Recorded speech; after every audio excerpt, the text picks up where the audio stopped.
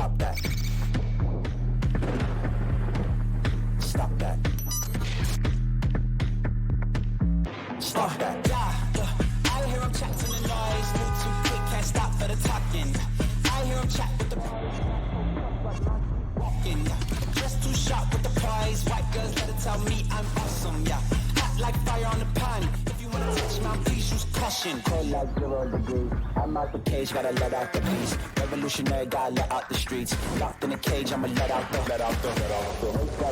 sheets. We can't go on, man, forget my peace. You take the west, I'll take on the east. I'ma put them in the cage, never let out the. I hear him chat to the noise. Move too quick, can't stop for the talking. I hear him chat with the boys. Man, so tough, but mans keep walking, yeah. Just too sharp with the prize. White girls, let it tell me I'm awesome, yeah. Hot like fire on the pan. If you wanna touch my please use caution. Stop that. Stop that. Stop that.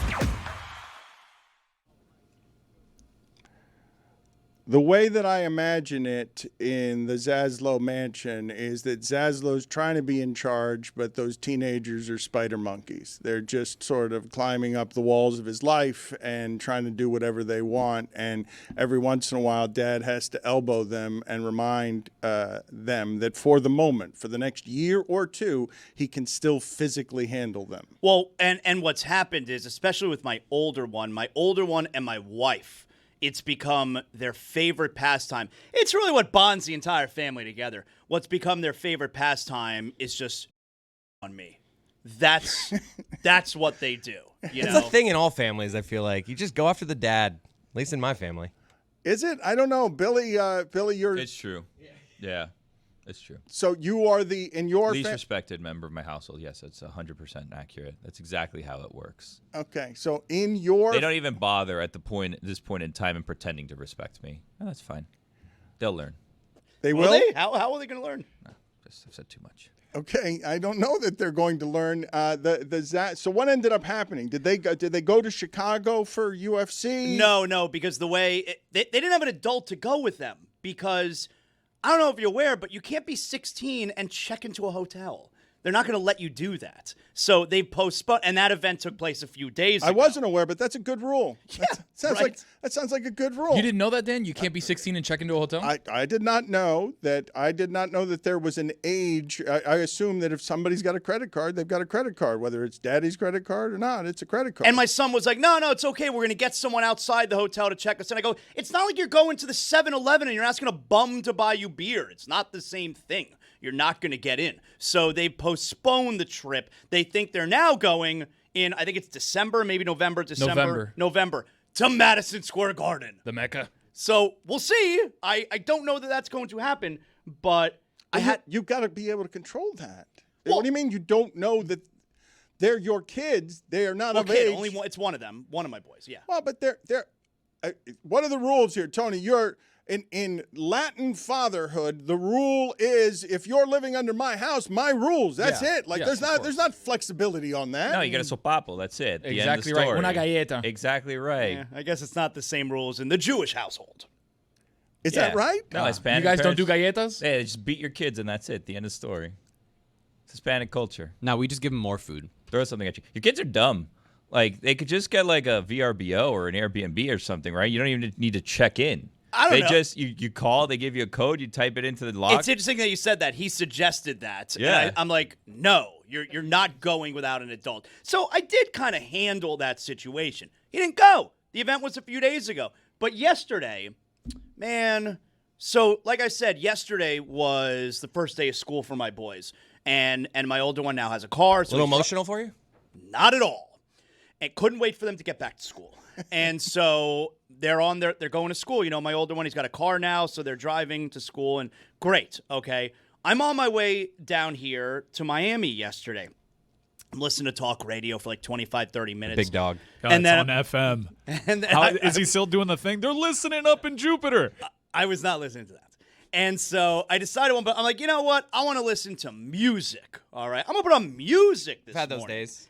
Yeah. So I pull up my Spotify on my phone. Okay, cool. I pull up the Spotify. It comes up on my screen, and it's rap music that's just playing.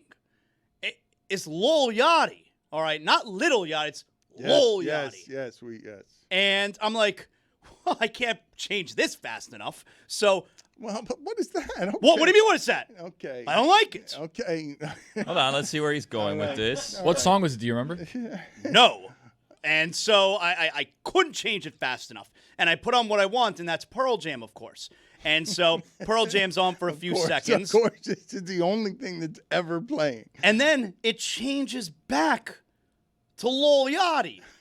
Like, what the hell is... And then I realize, my son is listening to the Spotify. And so let me take you in this direction now. How does Spotify have a function where I pay per month for this Spotify?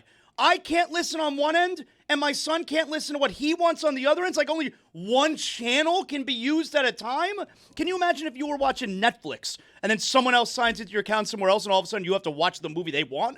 Why is that? That happens. Well, I think there's new accounts, like family accounts now, that you can have multiple people streaming. Well, who knows that? I did. So I quickly realized that, oh, my son is listening to Lol Yachty. And so I text him. I go, stop changing the channel. You're so old right now. That's how you text? You go, One finger. I use the one finger. S-T-O-P. And it's especially long to text because I'm using my left finger because I'm a righty. So I'm texting him, stop changing the channel. And he give a good morning.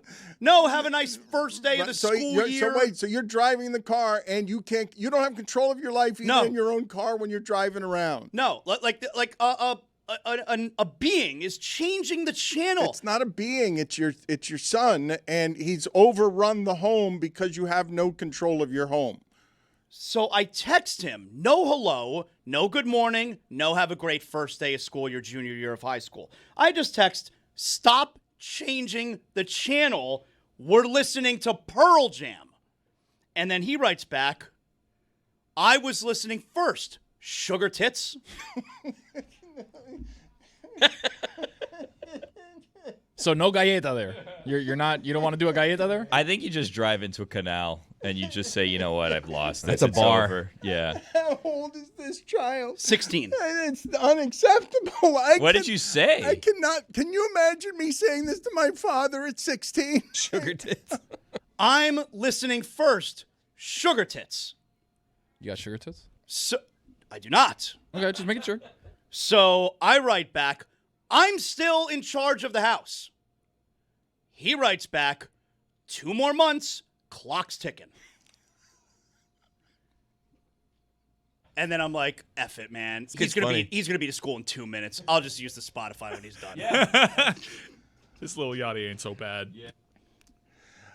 Billy, I have an issue here, and there are actually a couple of them. There's an office issue and there's a content issue. The office issue, as I have seen, it was really nice to see the camaraderie and the love on the board of a bunch of people, a lot of people getting ready for fantasy, getting ready for football in 2 weeks. They don't want to talk about Kyle Schwarber. They want to talk about footballs in 2 weeks. Schwarber's having a season, man. Oh, my God. When does he not? That 3 straight seasons of 45 or more homers, nobody else has that. Well, I mean, he's not going to win the MVP, though, because Shohei's going to win the MVP. I accidentally drafted Kyle Schwarber in the second round of my fantasy, not that you cared, because it was an auto pick. I wasn't intending. I was like, I don't want Kyle Schwarber in the second round. God, what a season he's having. I traded him. That is a crazy stat that Kyle Schwarber is the only guy in the big leagues with 3 straight 45 home runs. I think he's a free agent, too. He's going to get paid. It's not the body Why'd you type. say it that way? Why did you do that? Because that's what happens when you get paid. That's right. That's how you say it. Zaz knows. That's exactly the cool, right. that's the cool way to say it. How do your kids say it? I just kind of want to. Can I call your son and ask him how to say it? Because he's really the authority on this. School, I want to know. man. Well, is he? Do we know that? Seems like the type that goes under the bleachers and, extracurriculars. Nowadays, during first period. They say get a bag. Whoa. Do they? That's how you get paid. Dan, that same thing happens to me with Spotify with my daughters and Moana. I don't even fight it. I'm not going to threaten a 3-year-old. I'm just like, I'll drive in silence. And I do that. But does she then shout derogatory terms at you? No, not yet. That's coming, though. Yeah, that's coming. So I was happy to see that all of you were partaking together in a fantasy league, but I saw that Billy was not partaking, and it's not. Falsehoods. What do you mean? Falsehoods. This is a poor representation of the situation. What is the at accurate? hand. What is the? Okay, so what is the? Are you participating? What? Well, wait a minute. What's the truth? He just hood? got here. What do you mean? What is the truth hood? I'm looking at a board and I see a lot of names on it, and I'm happy to see the community there, and then I don't see your name on it. And I was just asking, hey, Billy, you like fantasy. Why wouldn't you be participating in this? I just like to point. We see the board here on the screen. There's lots of people not participating. I was asked 2 days ago, would you like to be in our fantasy football league? And the response I got, I was asked, do you want to? And I said, well, when is the draft? And the reply I got was, I don't know. Yeah. And I was like, okay. So then I come in and I see there's a board of already 12 people. And if I'm added, I'm 13. And then we have an odd number in this league. And you never want to be in a league with an odd number. Then teams have a bye 1 week, and it's like this whole confusion. And then to add me, then we'd have to, if we don't want an odd number, go up to 14. No one wants to be in a 14-team league either. That's a lot. Last year, we were in a 16-team league, which is crazy. So it's not that I have anything against anyone or this fantasy league. I viewed me being considerate by saying, like, when's the draft? I still haven't gotten a date, so I haven't followed up. So presently, I'm not part of this league. An act of altruism. It's by a you. very big league. Like, more than 12 is a lot. It makes it impossible to draft people. It makes it impossible for waiver claims. Like, I participated last year. I didn't know until I lost at the end of the season that everyone owed Mike Fuentes money because he made up a buy-in after he won the championship. And he texted, he said, hey, everyone needs to Zelle me $10 or $20 or whatever it is. It was never discussed beforehand until he won. Then everyone had to just send him money, which I did, by the way, because I didn't want to be the guy that owes people money. Fuentes, you fit right in with this crookery around here. The people steal our money from the fine bucket. It's crazy. It might be him. And now Fuentes, it's one of those Fuentes brothers. You can't trust the Fuentes. None of them.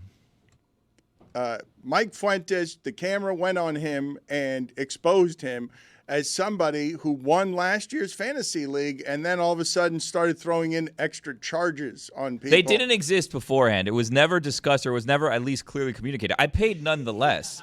However, there were shenanigans. Okay. I also participated, and I will say won our very forward WNBA Fantasy League last year. Oh, I was the best at WNBA Fantasy last year. Also, last year we had too many fantasy leagues. We had WNBA, we had baseball, and we had football. And what ended up happening is that we had some scoundrels here who were making interleague trades. Dude, you do this. You're the biggest funny business guy. I was the scoundrel. I said we had scoundrels. It was me. I was the scoundrel. There you go. Yes. Look, I didn't even know you were talking about you, but I just know you to be the guy. And like, it's always like late in the season. Who? Anybody want this guy? No, it wasn't late in the season. It wasn't technically a lie. I mean, he said we had scoundrels. Yeah, I didn't reveal that it was me, but I will come out and say that it was me. This is what happened, is the WNBA league was a joke of all kinds in which everybody could just choose someone that they wanted to call dibs on before the draft even started. What? Yeah, because Rose wanted to get Caitlin Clark. So then my person that I had dibs on got drafted, so I drafted Caitlin Clark. And I said, you want Caitlin Clark? Trade me Tyler Glasnow in fantasy baseball. He was the best pitcher in baseball. Oh, that's the kind of interleague trading. I didn't understand. Yeah. Like, what's an American League, National League? You can't trade with each other? No. You're talking about inter-fantasy league trades. Yeah, when I'm telling you these stories, you should say I don't want Billy participating in my fantasy football league. But that's not what we're receiving today. Wow, We're receiving Dan, criticism. Dan, do you understand how rare that is, what Billy was doing, where he's negotiating trades in one league to get something in another league? I saw how that happened. I was a visionary. It escalated quickly to Tyler Glasnow, and now you had me intrigued. Former Ray. Now he fell off. Yeah, I know, right? That's what they do, pitchers, huh? Yeah, and as have the Dodgers, incidentally. Hitters too. As have the Dodgers, because Shohei's now all of a sudden getting pelted. He's not pitching very well. Tony's got a theory that Shohei Ohtani is evil. I'm working on it, Dan, because everything around Shohei Ohtani, right? He's been so celebrated. He's got the biggest contract ever. He's got all this stuff. He's a great player. He pitches. He hits. He's everything. But then you look at him and all the things off the field, and you're like, there's something trailing him. I don't know exactly if it's just like he's just got really bad luck. His interpreter stole $40 million, and he bet it away. Okay, maybe it wasn't him. He screwed up a land deal in Hawaii worth $240 million. Oh, I don't know what happened there. Dan, you were out there. Was that the talk of the Big Island? Did you hear about it? Which one's the Big Island? Hawaii. The one, Hawaii is the big You island. just say it. The Big Island. Aren't they all Hawaii? They all It's are just Hawaii. like all of these are Hawaii. Yes. No. All Hawaii? Big Island is Hawaii. There's actually Wait. one island that's Hawaii. There's Yes. one island The that's big the Big one. Island. Nice. What's a cluster of islands? I thought it was called? like this is all Florida, archipelago? but there's a bunch of Is that cities. so? I think so. I think you might. Is that? Let me look this Want to up. look that up? I don't know if he pronounced that correctly. How do you pronounce archipelago? You know Archipelago. what, Tony? You're intimidating me with your swagger. I'm just right asking. now. I think it's arc at the start. It's arc. Archipelago is a group or chain of islands clustered together, often in an ocean or sea. Archipelago. I'm from Miami, dude. What do you want me to tell you? Say almond, too. Okay. I don't think it's archipelago, is it? I've never heard it that way, but. Anyways, more importantly, Dan, Shohei Ohtani, possibly evil. Okay. If you make the same conversation about LeBron, if he was or if he wasn't, what would you bet your life on? I would. No, wait a minute. I would If say- Shohei's evil, no, would you bet your no, life on No, it? wait. Is LeBron doing what Shohei did, or you're just saying Well, LeBron is evil I mean, without doing He's what implying Shohei did? LeBron is to steroids what Shohei is to evil. But Wait, what? I think you mean cursed, though, not evil. No, he's not cursed. He's fine. Cursed? He's absolutely fine. Evil? Evil. Where there's smoke, Dan. Again. He is now back on the mound, and everyone is hitting him. The Dodgers are, again, that team's over-under on the season was 104.5. And it's weird to see the Dodgers, even on a long regular season, struggle. But the thing that I was beginning to say around the fantasy league and all of the controversy there, I thought this sense of community around sports was developing, and I wanted to talk Marlins baseball with you and Jeremy. And then Mike Ryan just starts yelling at me that he doesn't want to So talk mad. about Marlins, that he's just enough. He's been tolerating these Marlins conversations. And I'm like, but they were beating good teams there. They were playing really good baseball. You see that game against the Yankees? For like 7 weeks, they played best in the sport baseball, and it was weird to see. And so it got a group of us, a small group of us, excited in Marlins baseball. And then, of course, it collapsed and the run differential, was minus 60. But we were believing, minus 60. We were believing for a moment that the Marlins might be able to do something because they were playing baseball for a significant stretch that was very good baseball. And then the wheels fell off of the thing a little bit. And Mike Ryan is yelling at everybody that we should be talking about Lionel Messi. We should be talking about Inter Miami. You've got a uniquely Miami scandal last night in soccer where we're using cell phone communications that evidently are nefarious after our coach gets ejected, and everyone hates Inter Miami. Everyone. I'm not saying talk the same amount. I know it's soccer. It's MLS soccer. I think we talk Inter Miami and Messi, percentage points on what we do compared to the Marlins. I think you covered the Marlins season. Great. I think we talked more Marlins than we talked Heat basketball last year. Wow. Is there a national show talking about the Minnesota Twins this much? I don't think so. But it's you local, covered it. It's a local hour. What do you mean? Is this a national show? The Marlins are 7 games under 500. I feel like we covered it, and now it's football season.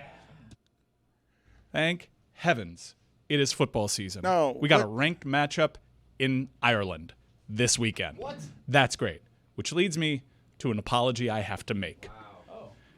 We covered Kansas State briefly earlier before Dan returned from vacation, and we were talking about Kansas State quarterback Avery Johnson. Gentlemen in the TV truck, can you go ahead and put this image of Avery Johnson on? I said, Amin Al-Hassan asked me. Yeah, he's a good player. Absolutely. He's a good player. He's a good player. Good player. Amin Al-Hassan asked me, without an image, is Avery Johnson related to the other Avery Johnson? I'm like, no. Avery Johnson is white. I have to apologize to Avery Johnson. Whoa. Because Avery Johnson is mixed. Show other images of Avery Johnson. There we go. Had that one wrong. Now, you can imagine, as someone that has only watched Kansas State on mute, and seeing the blonde hair flipped out of the back of the helmet, and with that complexion, I got this one wrong, folks. I am really sorry. I want to apologize, and anyone who knows me knows how this could happen. I thought Avery Johnson was white. I love how you go with the muted TV excuse like Dan uses sometimes. The excuse, I don't think I had it on mute. I had it on mute. I don't follow their blogs. I just watch them between the lines. Do they say his race when the TV sound is on? They're never on the main screen, right? So I don't see the cutaways to the sideline. I don't see him with his helmet off. I just see Avery Johnson slinging the pill. Be amazing. Avery Johnson back to pass. He's mixed. Honestly, this one's so tricky that they should work that in occasionally. Wow. Oh, no. Wait a minute. This one's so tricky. No, I believe that part of the fun is absolutely in the uniqueness of this is what I've distilled college football down to. I know about 25 of the quarterbacks, and I know that most of them are either white or black. Or Avery Johnson's one of those quarterbacks that you know if you follow the sport. If you're he's a good player. This is a sneaky Heisman candidate for a sneaky CFP dark horse. No, but hold on a second. Let's go ahead and show this again. Please put on the screen the first photograph, okay? And I thought this was a Dutch volleyball player. That's just visual there. There's a soccer player running around the Premier League who's also giant like this, and Norwegian or something like that. That's not merely white. But I spoke with conviction. I'm like, no, you silly person. It's not Avery Johnson's son. How can he be? I have eyes. I see a blonde hair flip out of the back of the helmet. I'm thinking Justin Herbert.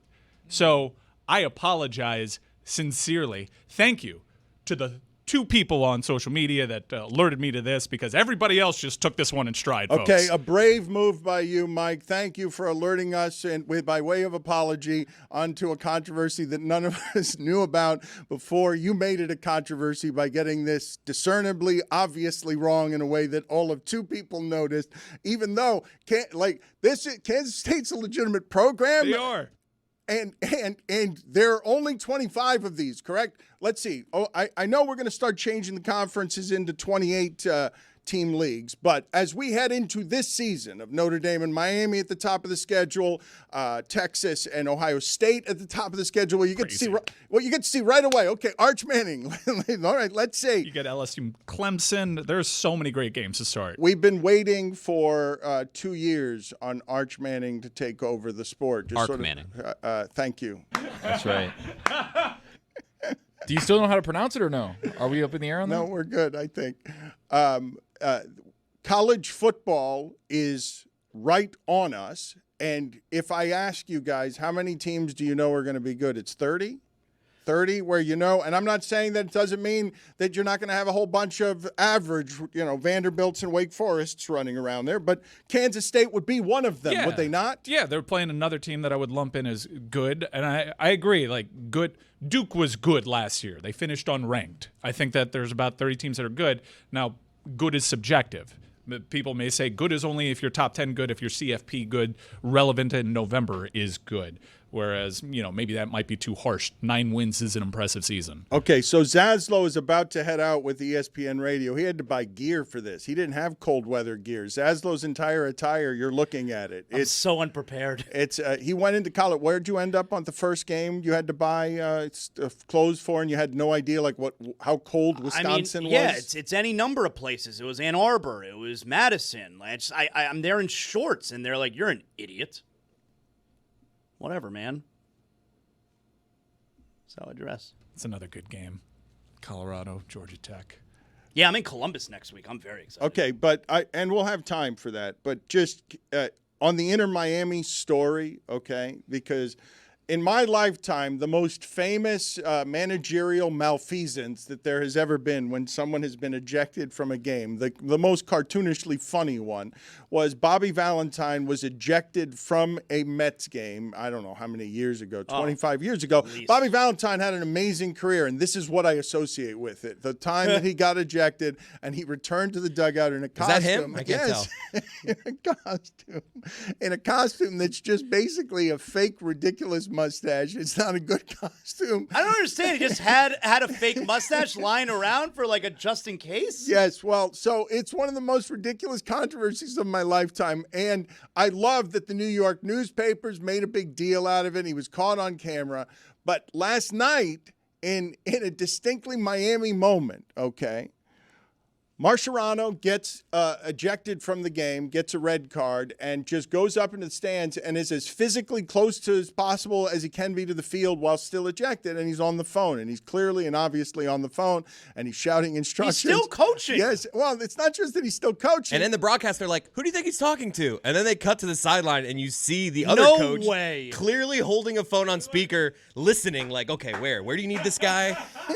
It's amazing. That's Luis Rodriguez Pagano is the assistant coach, and he's holding a phone, and he's got a speakerphone on the sidelines. And Zaslow, who's a journalist, Yeah, of course. I remind you guys, I don't know whether you guys have noticed recently, but Zaslow's been doing journalism around here because he's a journalist, and he read the bylaws, and this doesn't seem to be like it could be so, because that's a distinctly Miami. They're cheating. They're obviously cheating. Look, we've got them on camera. It's so cheating. It's so cheating. And, I mean, other teams must see that, and, like, I hate this team so much. And it's not an isolated incident. It's all encompassing. It's everything that's surrounding Inter Miami, all right? They sign players even though they don't have salary cap space, and they already have used their designated players. Like, no, we don't care. We're signing the really pretty looking guy named Rodrigo. Like, they're just doing whatever they want. Everyone must hate. Dan, I think I hate them. They're so hateable. I don't think I like that team. Can't be legal. It can't be legal. And then I read here, cell phone communications. The League's Cup put out a statement. Inter Miami coach was located in a space designated in accordance with tournament regulations. Cell phone communications. Here's the important part, Dan. Don't interrupt. Cell phone communications are not prohibited per League's Cup regulations. He's literally allowed to do what he's doing. What kind of sham throws out a coach and he's then allowed to use technology and still coach the team? Now, Mourinho's been caught doing a similar thing. I don't know if this is a rule in MLS. Remember, Leagues Cup, Zaz, different competition, different set of rules. So, also, you've got no proof that he was talking to the coach. That's all circumstantial evidence. That's true. He's Argentinian. He talks with his hands. He doesn't seem to be hiding it. And on speakerphone. Maybe he knows that it's legal. Because it's not prohibited. That's crazy. That's also that seat that he is sitting at is basically the bench. It's an overhang, basically. He's on the bench. Was someone he's in like a club seat, you know? Yes. Like, was someone in that seat and you know, they tapped him on the shoulder, like, listen, like almost like when they're commandeering your vehicle, a police officer, you know, sir, we need this. You have this seat unless someone gets ejected, then we're going to need to put them there. That seat is so good that I'm sure it's under club control. So there's no like, hey, we'll get you a signed bat. This is the in case the coach gets thrown out seat. He has to. So he wasn't thrown out. It just, you have to sit here now is what happened. If Belichick did this with the Patriots, it would be genius, where you say, what does Inter Miami do to prepare for the apocalypse of their coach has been ejected? Throw him in a better section with better Wi-Fi so he can yell at his assistant coach through the speakerphone. Lost in all this, great win. No Messi. Luis Suarez gets 2 PKs. They cling on to the game after Tigres hits both posts. It was a great game, and it's a great win. Have you guys talked at all about the Apple numbers and some of the stuff that's happening behind a paywall when we're about to be headed into a postseason where we're going to get legitimately excited about an Inter Miami team that's, I don't know if I want to say that they're playing for some legacy stuff, but I don't know how many more years of Messi you think you can have before you build a stadium for whatever the future of this league is. The stadium is for next season. Taylor Twellman came on with us a couple of days ago and sounded very confident that Messi would be there for the start of that stadium. When you say legacy stuff, you think there's people on the fence about Messi, like, oh, I don't know, unless he wins that MLS Cup, which I don't even know if that's the championship, but unless he wins that MLS whatever. I'm then, sorry. he's I not meant there. the Inter Miami club legacy. Obviously, Messi's won't be touched at all. But right now, they're a team. Look, right now, what they are is a team who's got the best player in the world, who very often makes it look like he's playing with players who are outclassed, still the best of them. and they haven't won anything, or they have won things, but they've won things. They've won trophies that Greg and Mike celebrate, but that don't feel like that the world, that it doesn't feel like America's celebrating Miami They as a should be champion. better. Just what you're getting at. They should be better. They should have been more dominant. They should win more. They get whatever they want. They follow whatever rules they want. They should be better. Mike, am I wrong in thinking that the choke in the first round of the playoffs last year is bigger than anything they've won so far? I think you're wrong, yeah. Yeah? Okay. Yeah. And one so far, they got to the knockout stages of the Club World Cup. I'd say that that's actually a bigger achievement than any of the two. Oh, but I think trophies that they won. Zaslow's appraisal of this is more the way the casual appraises this with, they lost to Atlanta when I expected them to win. That is a massive underachievement. I mean, Zaz has already gone on the record saying he hates this club. And that's part of the fun of what it is that we're headed into, though. This is not a club that creates indifference. I think people are going to largely be indifferent and only notice if they lose. And they either lose and people will notice, or they get to the final and win it, and that's the only way people notice. The only people that are going to be paying attention to the MLS playoffs are MLS fans. I think that loss hurt them a lot last year. Like, these games aren't sold out, man. I look in the stands on games like last night. There's so many empty seats now. It's a different competition. It's not grouped in with your MLS season ticket package. So but so what? Like this game last year, this game a year ago would have been sold out. All those games last year, a place, and certainly the year Messi debuted with Inter Miami, that building was packed. They get really good crowds for the MLS games. Really totally good or different. sold out? This sold is out. Messi we're talking sold out. about. No, they get really good crowds for the MLS games. They get that packed. They get for the season. They have a good season ticket base, especially in the seats that are on camera. The ones that are a little thinner on cup matches, especially when Messi doesn't play, are the ones that are blocked off for VIPs. But they get really good crowds. It's a different ticket structure. I was about to compare what happened last night to Bobby Valentine, but I cannot do it if it's legal. I can't. I'm unable. How is it it's legal? Cheating that didn't. It looked like I was celebrating Miami cheating.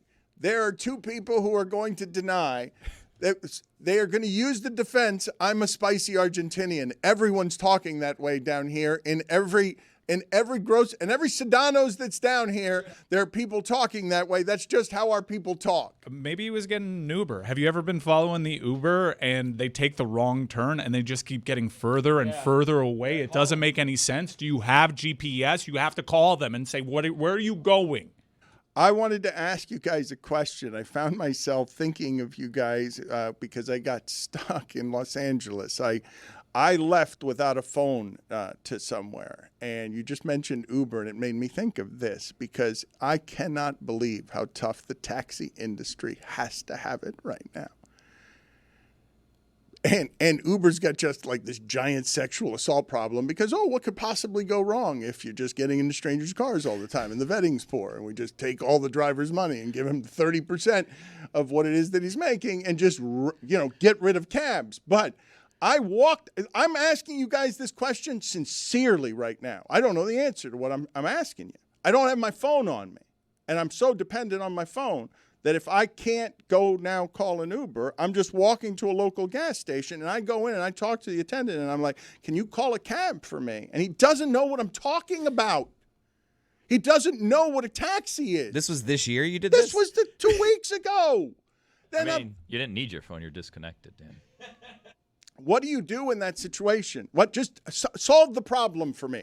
Just walking into the gas station trying to explain to somebody what a taxi is. I might go. I think they knew what a taxi was, Billy. They just didn't know who to call. I would guess. Well, look, I'm telling you, this happened to me the other day, and these are weird things that are happening to me, where somebody's holding a nickel up to me and saying, "How much is this worth?" If you start putting the 20-year-olds in charge of things, they're not going to know what was happening 10 years ago. And so when I say I'm asking you for a legitimate problem solve, I'm trying to explain a taxi to a worker here whose English is a bit spotty, and I'm having trouble explaining what I need, and this person doesn't know what I'm talking about. If I have cash and there's other people there that aren't the gas station worker, I'm being like, hey, can you order me an Uber and I'll give you cash for it? I mean, I'm just start walking, wait to see a cab. I'm with you. There's not a lot of options here without a phone. So were you at an Airbnb? Were you at a hotel? Like, where were you physically that you Manor. Oh, you're I right, was man. I was near a gas station. Yeah, but you had to be somewhere. You're right. I have a manor that comes with its own gas station. I was right next door. I didn't even need an Uber. I just wanted a golf cart to take me 7 steps. What language did the person speak? They didn't speak English? They did speak English, Oh. but it was it was fractured English. Because if it was Spanish, you know Spanish. Yeah, and Pitbull has a song called "A Taxi." So that's how I would have explained it. Yeah, I mean, they should know what a taxi is. If you speak Spanish, you know Pitbull songs, duh. Okay. Beep, beep. Well, that's It's a double entendre. Okay. Me lo paró could be like it stops, but it could also be like it made lifted it up. it made it stand. He was Pitbull- talking about his wiener. Pitbull loves those double entendres. He I like really double does. entendres. Yeah. Like when he said, "Here go those egg whites," I don't think he's talking about nutrition. Oh no. Guy's an English major. I like having to think sometimes. What do they mean? It could be two different things. Yeah. Gotti can do that. I like that. Put it on the poll, please, Juju at Le Batard Show. Do you like double entendres? I did not have Zaz saying that today. I was not expecting that. Zaslow, how is the audience reacting in general to the fact? I'm feeling like you might be being judged or shamed. We all parent differently. But your inability to get discipline over kids who have run amok on you, and your last stop is, I'll still be able to beat you up physically. Yeah, that's right. That's what it boils down to. All right. As long as I can make you tap, I'm still in charge of this house. All right. This doesn't seem like order, though. This doesn't. Quite Well- the culture you've created. I'm doing just fine. Like, everything's worked out all right. What if he hits you with a spinning nerd's back elbow? Yeah, That we'll one. see. It hasn't happened yet. He learned that one, though, on Saturday. He did. We'll see, Dan. I mean, right now, your boy is still in control. Are you walking around your home, and at any point there can be an overthrow of Yes. of the government, a coup? Well, not with my older son. He has to wait 2 more months. That's why he said 2 more months, clock's ticking, because you got to wait 6 months after you attempt, So I got 2 months before I got to start looking over my shoulder, But my younger one, like I told you last night before I went to bed, my younger one, who stands no chance, but my younger one was like, do I get to challenge whenever I want? I said, yeah, you can try. So we'll see. I came, I saw, I conquered. Better said, I saw, I conquered, I came. Wow. That was on the radio. What do you think he meant when he said, "Yeah, right, picture that with a Kodak"? Better yet, go to Times Square and take a picture of me with a Kodak. See, double entendre, man. I don't think that's that. This episode is presented by DraftKings. DraftKings, the crown is yours. Stephen A. Smith is going to be around here in a little bit, and pitch clock. Jeremy, I don't like how again and again we segregate baseball on this show, where we just tell Jeremy, go out there and do pitch clock off there by yourself. And Yourself, that's a little weird. no, I've seen Chris you. is on every episode. I'm whooping that ass in trivia. That's what I'm doing. Relax. I have seen you on there. I'm just saying, as a show accessory, as a show segment that we're proud to have grown for people who want baseball, you can just go get concentrated chunks of entertaining baseball stuff over there, and only over there. Because when I'm trying to talk about Schwarber, everybody will just make it about Ohtani and Judge, and that's all we're doing. Is he evil? I feel like we did a good 3 minutes on Schwarber. I think it's trending in an evil direction. He's getting paid. He's a Philly, too. By the way, we nailed that. We were for workshopping now. back here. I thought it was a Cub. I feel like Dombrowski is one of the greatest executives of all time. Dombrowski, I mean, Schwarber, how do you project Schwarber into somebody who's going to stay healthy and hit 45 home runs a season, 3 straight years, the only person in baseball to do so? You make him a DH forever. That's how.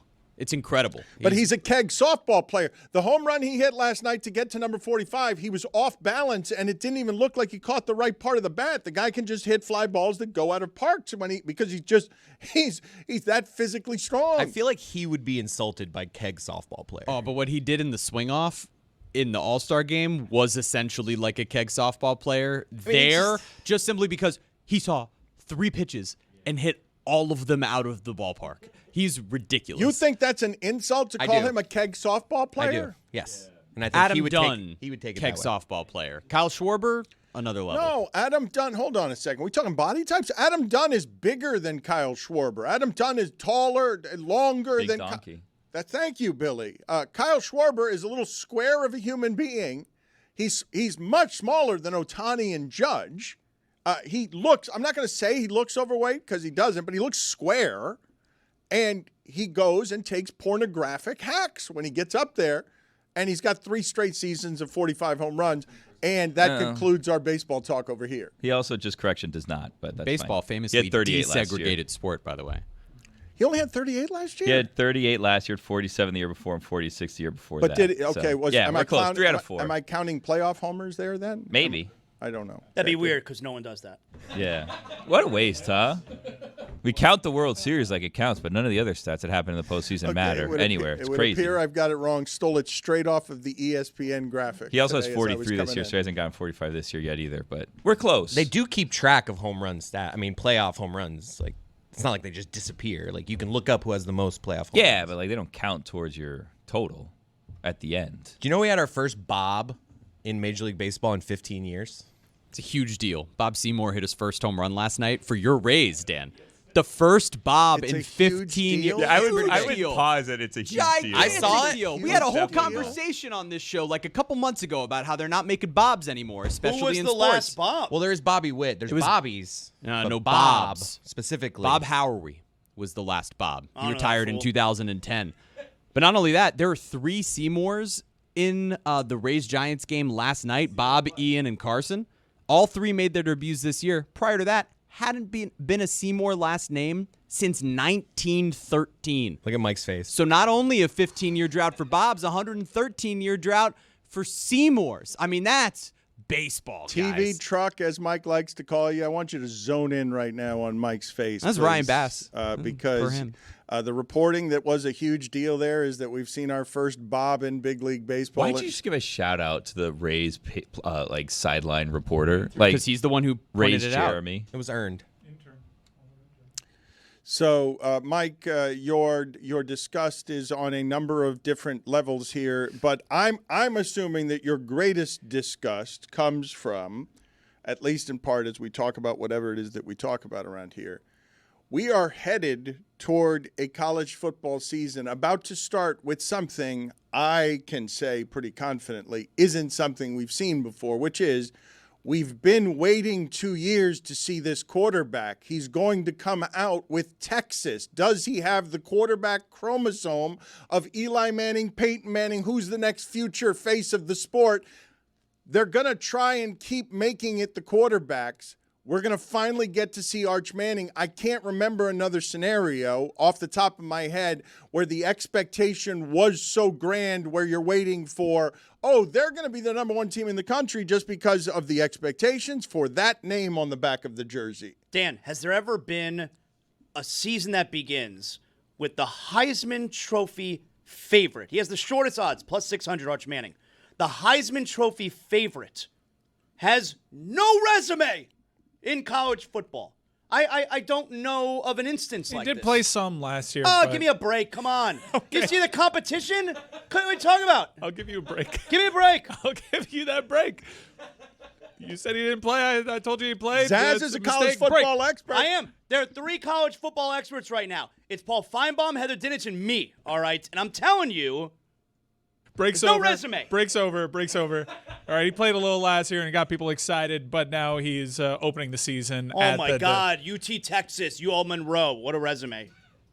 He's playing the defending national champion. It's a top 3 matchup because you know the AP messed this one up. Yeah, that's kind of. How do you do that? That's BS, right, Dan? I mean, the AP, it was right in front of you. You got to make it 1 versus 2. 1 versus 2. And everybody knows. 3. Everybody knows Penn State's not the second best team in the country ever. I rewatched that Orange Bowl game.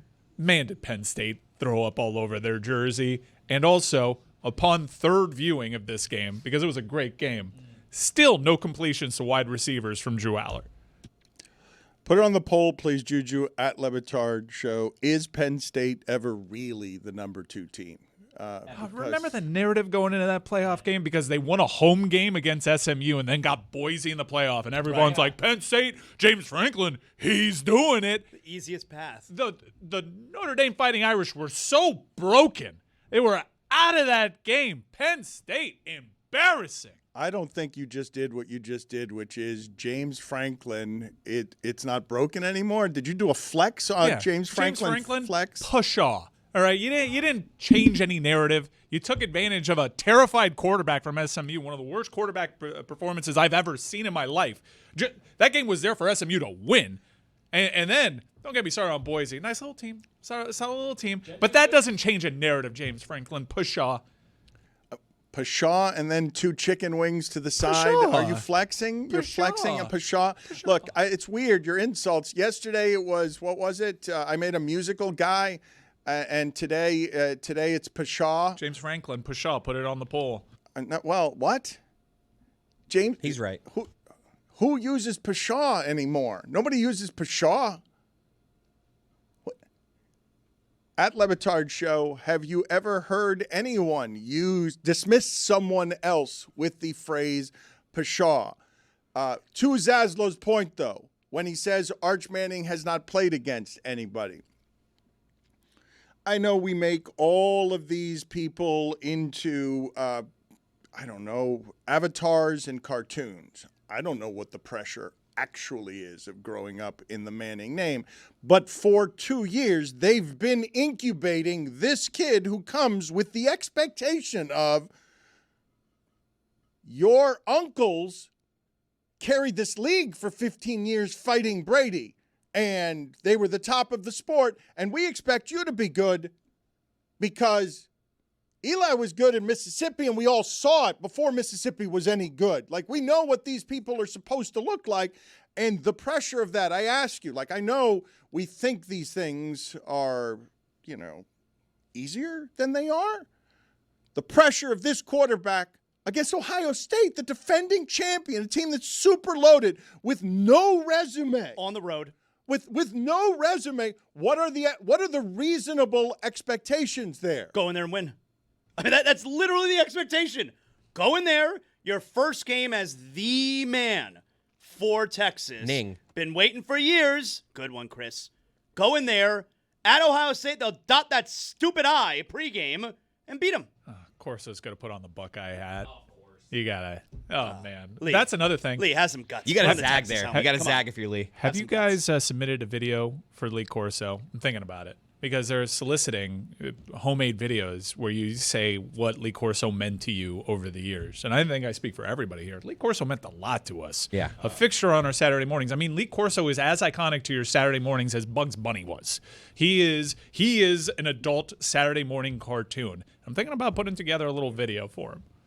He means that much. Wow. Sunshine Scooter. We should put that on the poll. Bigger part of your Saturday mornings growing up. Lee Corso, Bugs Bunny. I'm going to cry. You are all going to cry. And I'm saying this as a guy that has literal Lee Corso fan fiction tattooed on his calf. I am not ready to say goodbye. There's like a special tomorrow, I think, forLee Corso that Dude, they're airing prime time. The eyes are welling already. Yeah. This is bad. I'm legit getting emotional right now. Did you Get it together. did you guys notice that Ark Manning was not on the Manning Award preseason watch list? Didn't Award want has to his name on it. Didn't want to jinx it. That's a conflict of interest. Is it? It has to be, right? How can he be the Heisman favorite to be the best player in college football, but not on the watch list for the best quarterback in college football? They don't think he's worth watching. You know who won that one last year? I do. Tell them. I'm pretty sure it was Cameron Ward. Who wants it? I found this, we asked, why is he called Cameron? I got the background on it. I heard it too. Is this a happen to know? I happen to know. Hold on a second. Do you happen to know? Do you know? Oh my God, he knows. He happens to know. Come, everyone. Come and listen. Happens to know.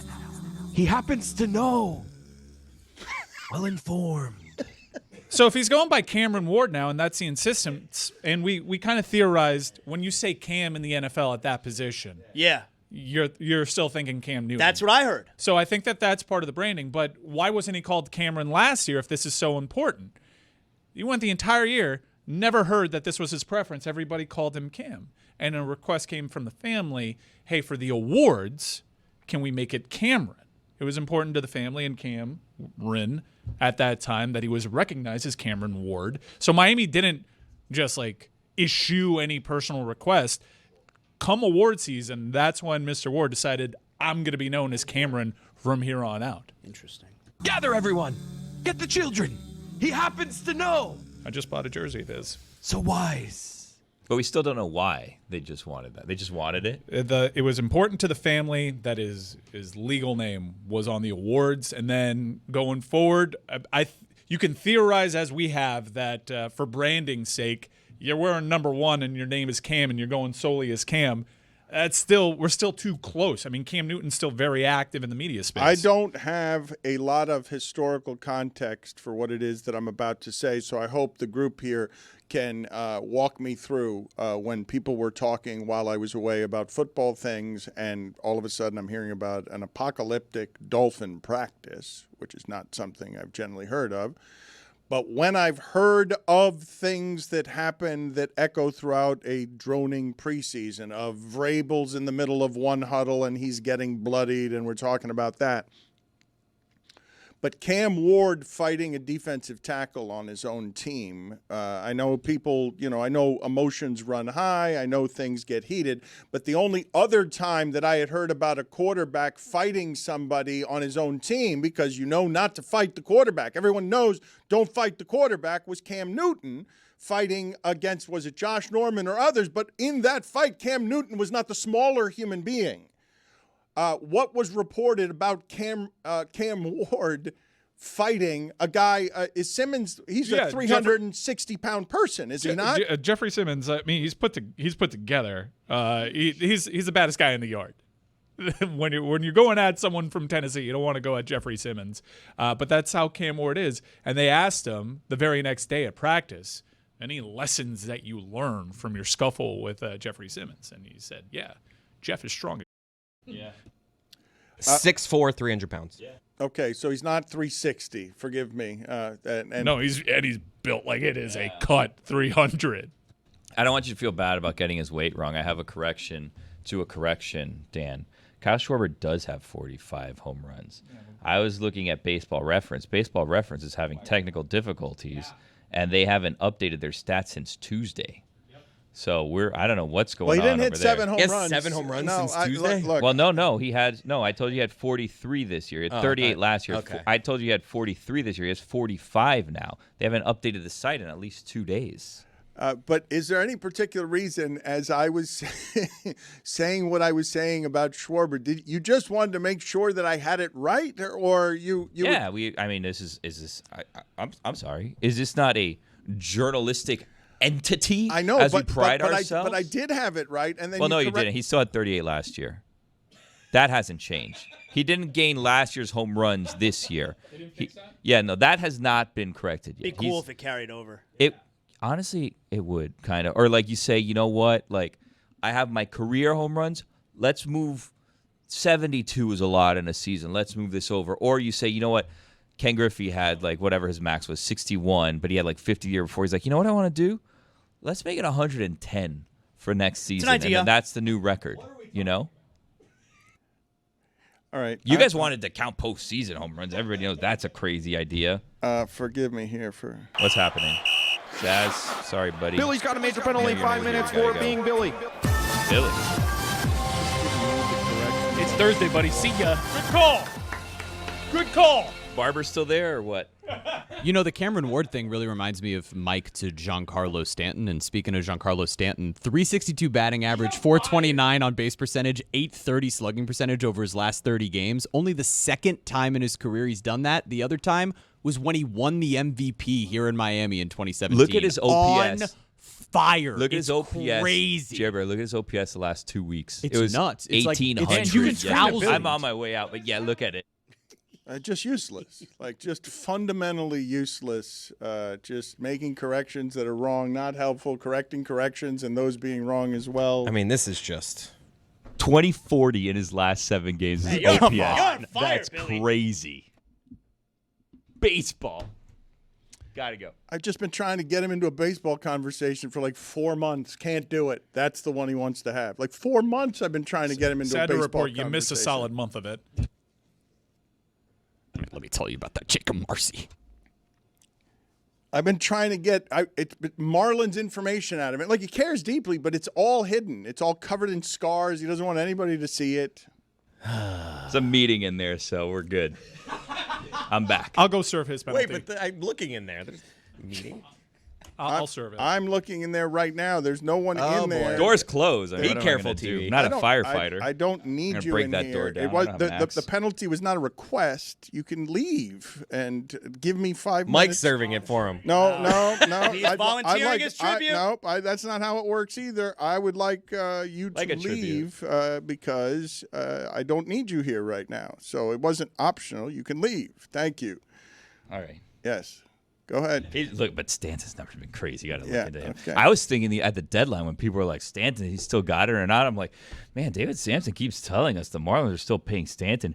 What a story, huh? If the Yankees just release him and then the Marlins just bring him back because they're paying him anyways, right? I'll go.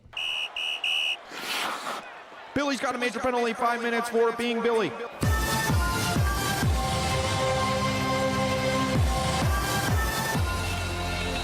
For 4 months, I've been trying to get some kind of baseball passion out of him. I'm here if you want it.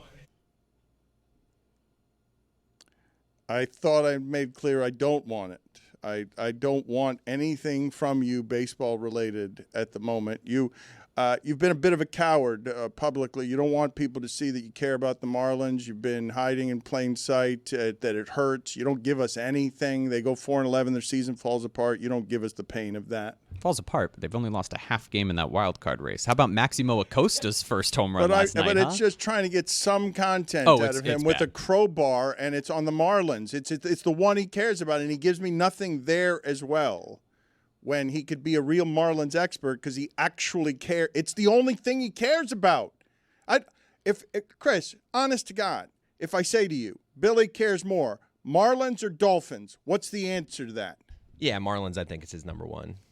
I would agree with you. His kids, and then the Marlins. I disagree. The kids have made him third place in his own household. When he goes to a Marlins game, Billy matters. People see Billy as a Marlins fan. Billy walks FIU on the Panther? FIU campus Yeah. and Marlins game are the place that Billy matters the most in town. Pause up.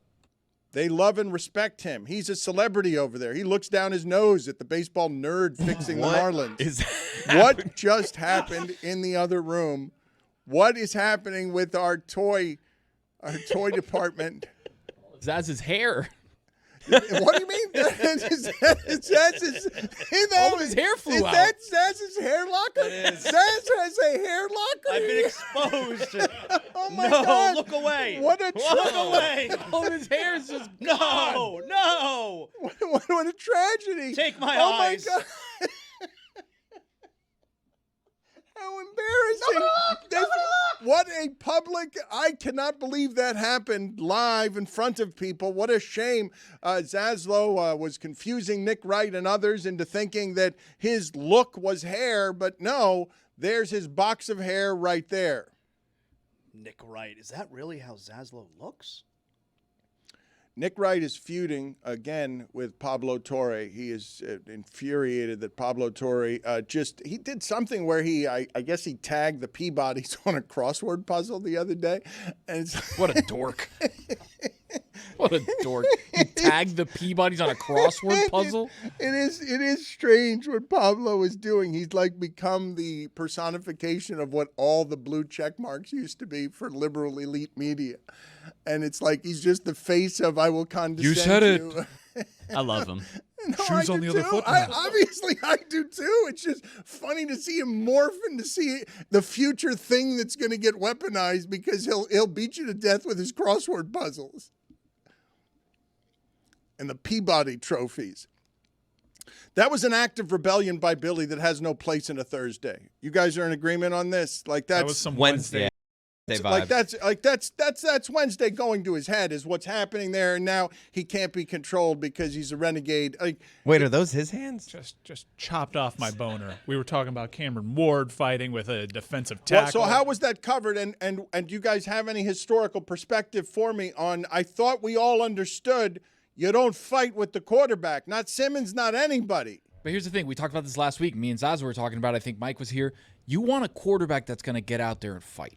That's what I like. I like a dog. Michael Penix also last week fought with somebody else on the other team, but was part of a scuffle. I want my quarterback, kind of like our men and women in uniform, running towards the battle. I don't want my quarterback running back from the battle. Sometimes starting the battle. Exactly right. That's what I like.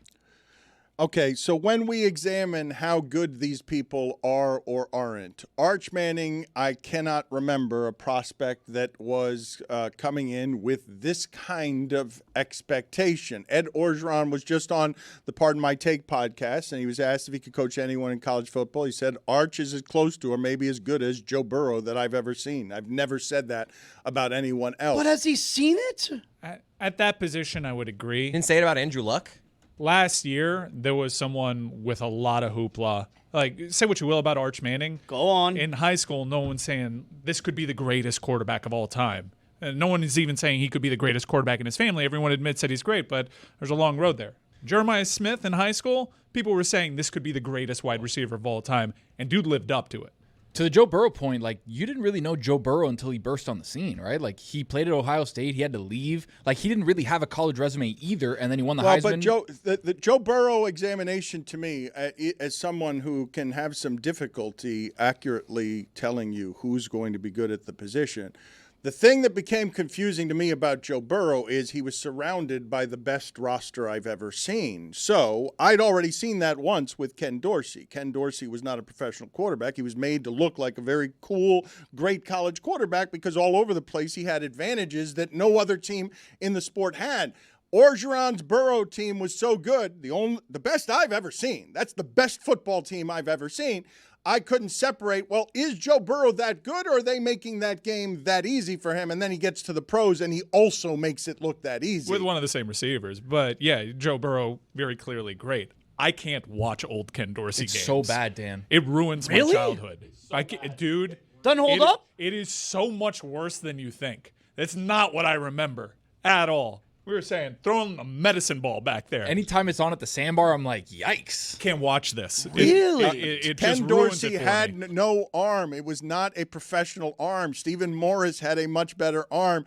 Ken Dorsey was throwing a shot put to Clinton Portis and Willis McGahee and Andre Johnson. Big old vascular one Jeremy right now. Shockey. Like, it's all first-round picks at every position. And your quarterback is just throwing a small medicine ball in a 7-yard out. It looks so heavy. Andre Johnson is open by 17 yards. You really want to get me excited? Talk about this quarterback we got right now. Real good. Better fall camp. All right, so wait a minute. So you're doing Carson Beck. You're now going to do Carson. He just said better fall camp than Cam. Okay, so wait a minute. Yes. Hold on. Oh, wait. This is where the guy that didn't go to fall camp either year tells me that I'm wrong. The only reason I'm going to ask you to hold on is because while I voted for Cam Ward for the Heisman last year, in my experience, only Vinny Testaverde in the history of that position at the University of Miami, not even Jim Kelly, only Vinny Testaverde at that position in my history had I looked at and said, oh, my God, that team is only good because that guy is a professional talent. Now, obviously, Vinny Testaverde had a bunch of talent around him, but I don't know. Like, Cam Ward had some, but that team was good because Cam Ward was obviously a professional player. Mm-hmm. It's something I've never seen at the position at the University of Miami, not even with Vinny Testaverde, not even with Vinny, who had a professional skill set and was number one. 100% agreed, Dan. I think he's the best player that Miami's had in their program since Sean Taylor. And it was recognizable to me, and this is not something I've experienced very much either. 36 years watching in this market University of Miami football. As soon as I saw him, I'm like, oh, my God, first game. Oh, that's a pro. Those are all pro throws. He is rolling around back in the pocket. He's way too relaxed back there. He's got this all under control. I don't think I'm going to see that from Arch Manning. Do you think you're going to see that from Arch Manning? Like, you think you're going to see in the first game a professional skill set against Ohio State that tells you immediately, oh, one of the best prospects I've ever seen? Yes, I do, with Arch Manning. I don't think he's going to play the game like Cameron Ward did. I think very few players are capable of playing the game like Cameron Ward did. Cameron Ward's a bit of an artist. And when I say Carson Beck has had a better fall camp than Cameron Ward, because it's a bit of a rhetorical trick. Cameron Ward didn't have the greatest fall camp. He was kind of messing around and trying stuff out. It was only until, like, install for Florida that we kind of realized, okay, this is the guy that we had here in spring. But Cameron Ward approaches the game in different ways. Cameron Ward was always running for his life at every other stop that he was ever at. So he had one of the better offensive lines in the nation, And rather than just play the game conventionally like he had been or waiting to the last second to make checks at the line because his blocking was so bad, dude just took the opportunity to improvise, drop way back in the pocket, and he had the arm to show it off. Would you do me the favor, please, Chris Cody, of finding for me the ruling, the judge stuff that brings Zaslow's weightiest pronouncements? Because I'd like a ruling from Zaslow. I'm going to have to change, I think, out of respect for Cameron Ward, his wishes, and his family's wishes. I'm going to have to stop calling him Cam Ward, but it's going to take me a minute because it's super easy. It's how I've been saying it. I'm an old person. I don't want to change my ways. And the 2 syllables, I like it better. Cam Ward, they're inconveniencing me with changing his name on me when I've gotten used to it as Cam Ward. And so I'd like a ruling from Zaslow as a judge on how long I'm allowed to get this wrong, because I don't want to be disrespectful. If he wants to, if his mama calls him Cameron, I'm going to call him Cameron. It's literally what happened. And so I've got to do that, I think, but I'm not sure. And how long before I start getting penalized for it, because I'm being disrespectful if I don't make the change because he wants me to. But I had trouble, like Mark Super Duper, when he wanted to change his name to Super Duper, it took me a minute. Ocho Cinco, when he did that professionally, it took me a minute. I don't get there right away. I've been calling him Cam Ward. So Zaslow, can I get a ruling here, please? All rise. The Honorable Jonathan Zaslow now presiding with prejudice. So the question at hand is, are you to be penalized for not calling him Cameron Ward? Yes. Okay. He's been called Cam Ward his entire collegiate career. He gets drafted number 1 overall by the Titans. Now he wants to be called a whole new name, Cameron Ward. My ruling: there will be no penalty for continuing to call him Cam Ward. Forgivable. With prejudice. Forgiven. Okay. Because like you said there, all right, there have been other players who then changed their name. Ocho Cinco, even Giancarlo Stanton. But that was after they were established stars. Cam Ward does not get to change his name when he hasn't even played a game yet. No. How many games does he have to play before he can change his name? He could play as many games as he wants, but if he sucks, you're not changing your name. He has to be good. You got to prove something if I'm going to acknowledge a name change. Really? Yeah, like you remember when Henry Walker was playing for the Heat and all of a sudden he wanted to be called Bill? Nah, player, you're Henry Walker. And I never called him Bill. So the answer is you will not be penalized. I don't remember that, actually. Thank you for remembering it as a 2-time champion broadcaster. I think he has it switched. I think his name was Bill Walker, and he wanted to be called Henry. That's exactly the point. And we were like, wait a second, you're Bill. Exactly the point. Forgiven. He hit a game winner against the Magic, and I was like, you can be called whatever you want now. Not on my court. William Henry Walker, previously known as Bill Walker, then became Henry Walker. You know what? I'm not understanding this path. I don't understand this whole path. You just brought up one of the most obscure memories in the history of South Florida, and it's one of the most wonderful as well, where Henry insisted on being called Bill, and this is just half hour from Jeremy reporting and Chris reporting that we have our first Bob in Major League Baseball 15 years. in 15 years. I don't remember this controversy. It's a wonderful controversy. We should get Henry on and ask him if he's Bill. I'll call him Henry right to his face. You're Henry, player. You remember that game winner, though? I do. That was electric. It's cool. I was like, Big yeah, comeback. Henry, that was awesome. How do you feel about like Steve Smith, who then wanted to be known as Steve Smith Sr.? Yeah. Nah. Oh. Nah. Prejudice. Randy Scott's mustache on SportsCenter is totally ridiculous. He is being somebody. What are you shaking your head no about? Our friend Randy Scott. It draws attention. I love Randy. Randy Scott loves you guys, by the way. He's a great guy. A great guy. I still text with him. Same. You're still holding on to that. That's all right. You're a legacy cast member. You're entitled to think he sucks and want him fired. The mustache is drawing attention to the obvious hair dye situation that we have here going on. Which with he Randy admits Scott. to. He doesn't Yes. hide that. Yeah, but the shade. Let's go medium brown. Medium brown is fine. Pops, like the mustache makes it pop more. I'm with Mike on this. Okay, I believe that you guys are not getting Randy Scott's sense of humor here. I believe Randy Scott is looking funny on television and making fun of himself and what he does for a living with a real comedian's grace. Nah, he's a dum-dum. He's not that aware. And I also believe, though, that when he offered up the vulnerability on SportsCenter that he takes a nap immediately after cutting his own lawn, it is one of the most disgusting things I've ever heard. What, without washing? No, with that's the whole thing. Yes, no, taking a nap after cutting your lawn, I understand being that tired. Not showering after cutting your lawn. It's got like the blades of grass all over him? Yeah, he's taking a nap after that. That's crazy talk. It is crazy that he mows his own lawn. Randy and Gary Streisky are the best duo doing sports. I agree 100%. It's just a damn shame he decided to go the same shade as Marco Rubio. I wanted to ask you guys off of SportsCenter, and I thought it was really cool. It was nice to watch Rich Eisen make his return. I was legitimately stunned that he hadn't done a SportsCenter in 22 years. That longer than our show's been around has been Rich Eisen not doing SportsCenter.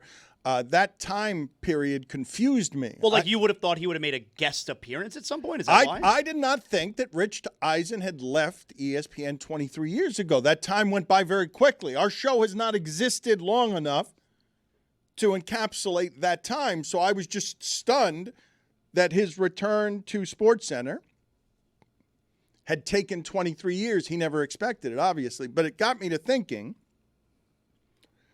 SportsCenter has been that franchise's signature content epicenter forever. It's the most important thing there. It is their jewel of how it is that they connect with their public. It has been protected. It is a wonderful jewel, one of the most enduring things there's ever been in the history of sports or entertainment.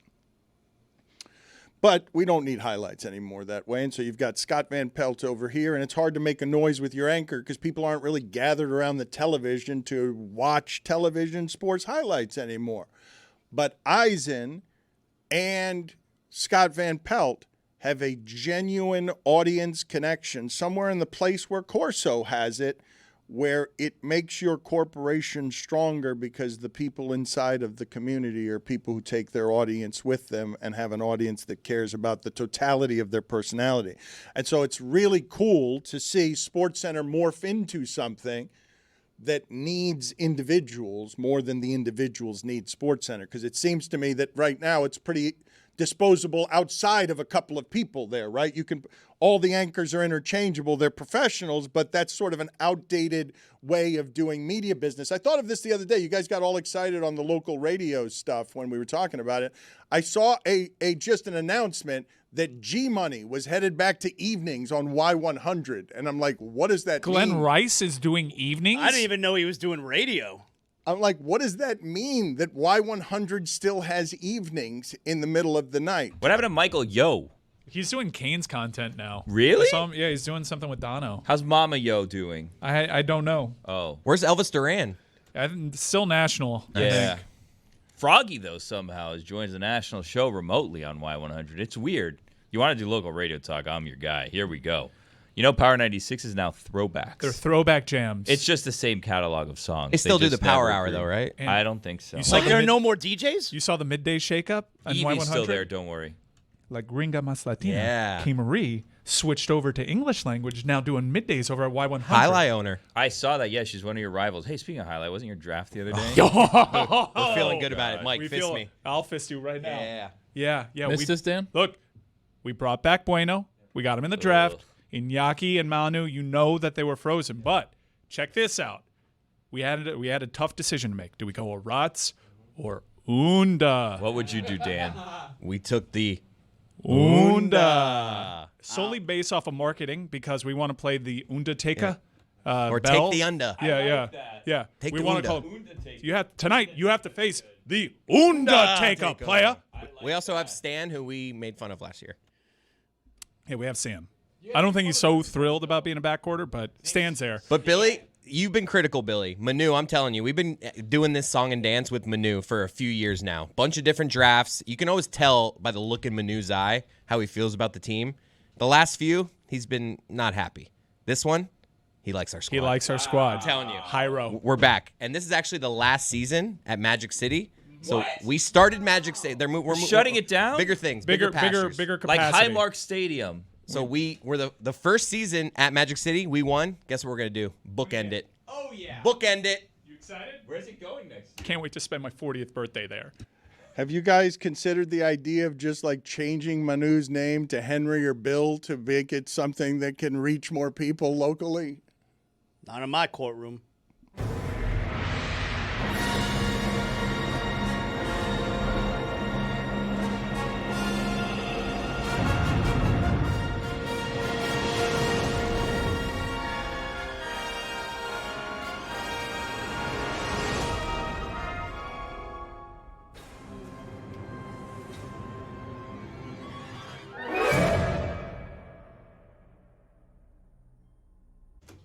Mark your calendars. Monday, August 25th, the Suey Awards return, presented by Miller Lite. It's the only award show where bad takes win big and the winners make no sense whatsoever. I was howling with laughter listening to our voice. Have we announced who the voice of this year's Suey's is? I mean, it's the same host as last few years. Okay, you sound really excited about that. No, I am. I'm just like, completely total indifference. you almost built it up like it's some big announcement. It's my dad. That's Okay. a big announcement, and you should be excited about Am. this year's Suey's.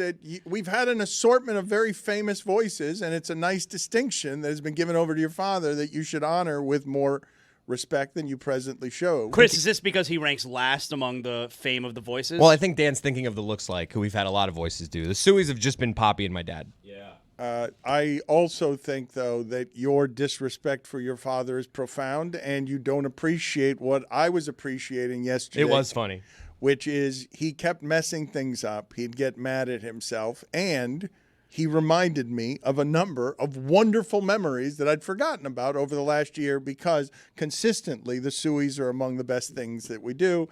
And Greg's voice, he was tired yesterday. He was doing a lot. That's a big lift, but he's honored to be a part of it. And There was an opening number. Like, I don't want to give too many spoilers away, but on Monday, you want to tune in. So he's doing like a Billy Crystal kind of deal? There's I don't want to give any spoilers, but just tune in Monday at the start of the Sueys. There's going to be an opening number, some would say.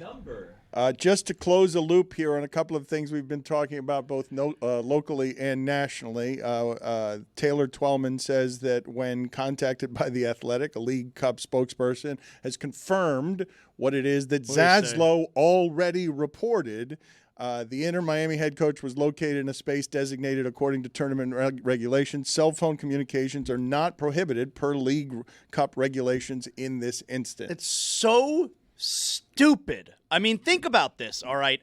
The referee can throw the manager out. But no, he's not really throwing the manager out. The referee is telling the manager, you now have to sit in the front row with a cell phone. That's literally what the red card means. Well, the story's been confirmed. It was broken originally here by Zaslow, and congratulations, Zaslow. Taylor Twellman is chasing you on this story. That's the right. Athletic is chasing you on this story. Show some integrity. Mention me when you put your report in there. As heard first by Zaslow. Props to Zaslow. Please, let's go. Let's give credit in the proper places. Also, Mike Ryan, do we know if Cameron Ward has changed his name for commercial purposes? Because there's also a Carolina Hurricane named Cam Ward, and he doesn't want any confusion there. There is. In fact, that Cam Ward, who played for a Hurricanes team, put out a funny video when Cameron Ward got drafted. So I do think that some of that is at play, yeah. But it's actually very, very much so the cliche. His mama called him Cameron. His mama made the request. Zaslow has vetoed his mama's request. I'm not Unless he beats the comfortable- Broncos week 1, and then he's going to call him Cameron. I'm no longer comfortable quoting, Eddie Murphy as one of the guys in the barbershop in Coming to America. That doesn't seem to be I gave you too much liberty there, and I think I need to take that back. Sounds like you're trying to file some kind of appeal, and I'm not going to hear it. Well, you're deciding over Cameron Ward's mama. Yeah. She's not here in this court. Look, the Cam Ward that played for the Hurricanes, legend, Stanley Cup winner. No one's confusing the two. But the change is being made just because an adult has wanted to change his name or back to what it was originally, or because it's a marketing opportunity and you need to separate these two people because the Google searches have to produce just one of them. So the initial request that came from the family for award season was because it was important to the family. But I think you have to be naive to not highlight the Cam Newton and Cam Ward stuff. Enough of the changing names. When I was mentioning the Rich Eisen thing to you guys before and nostalgia in general that is being partaken in this Cowboys documentary that we're going to talk about with Jeff Pearlman here in a little bit, because the Cowboys documentary on Netflix has a whole lot. Oh, we're talking to Jeff Pearlman. Gotcha. I thought it was Ron Pearlman. I was like, dude, I want to talk to you about the UFC voiceovers. Sons of Anarchy. Sick. Come on. I thought it was Ron Pearlman. I got a Dan, my picture bad. with that guy at a Radio Row. Hell yeah. That's the I guy love with Sons of the guy Anarchy. with the face, right? Yeah. Yeah. Hellboy. It's not a face, it's a square head, right? It's not. It's a face. It's chiseled. The face is chiseled. Beauty and the All Beast, Beauty right? and the Beast. There's two guys you say that about. It's that guy and the guy from Sum 41. Jeff's cool too. So not Ron. Okay, gotcha. God, that would have been awesome if you just asked him a But Sons Bill of Anarchy Henry, question. that was back on February 25th, 2015. If you're remembering back the Henry Walker game, it was 2 threes in the final 22 seconds in his 5th day of a 10-day contract to tie the game at 84 to go to overtime. Make me with call him Bill. Alfred Payton's magic. Make me call him Bill. Can you, Tony? Can you just do the same prep that you did For Jeff? Yeah. Can you just ask Jeff the questions you're going to ask Ron? Yeah, for sure. Okay. Dan, is that cool? Yes. Okay. Let's. I don't want. I know you gonna like the journalism, and he writes a lot of like books It'll here. be a funny game. No, I'm Thank looking at. you, I'm looking at Tony. his. I appreciate his thing you here. articulating my legacy. He's that written way. 17 books, and Yes. okay, great, cool. Jeez. Does he do UFC voiceovers though? I don't know. 17 books. What do you have to say? Tony, I will. I will say that Jeff Pearlman is exciting to me. Ron Perlman would be much more exciting to the audience. His face is Does unlike, he look like a cat? It's unlike any face in the history of Hollywood, I would say. There's a square footage in the face. It's not the just Small forehead, though. But look, the distinct look of Hellboy. I think that people think that Hellboy's face, I don't know how much time he spent in makeup. It must have been a great deal. But when you see Hellboy, you see that man's face, and it's because you see his character in his face because he's got an unusual head and face. It's an unbelievable amount of surface area, and there's no one else like it in Hollywood, right? I think Batista's head has a little bit of this. But But he's bald though, so he doesn't have the hair, right? I think Ron Perlman's hair also makes it square. Yeah, Batista's head's pretty round these days. I know, 'cause but he's just shaved head. yes, but so distinctive. I'm saying that it's unlike any other person's. It's not even a movie star face anymore. You're talking about it's a movie star head. How much makeup do you think that required? Very Because little. You can.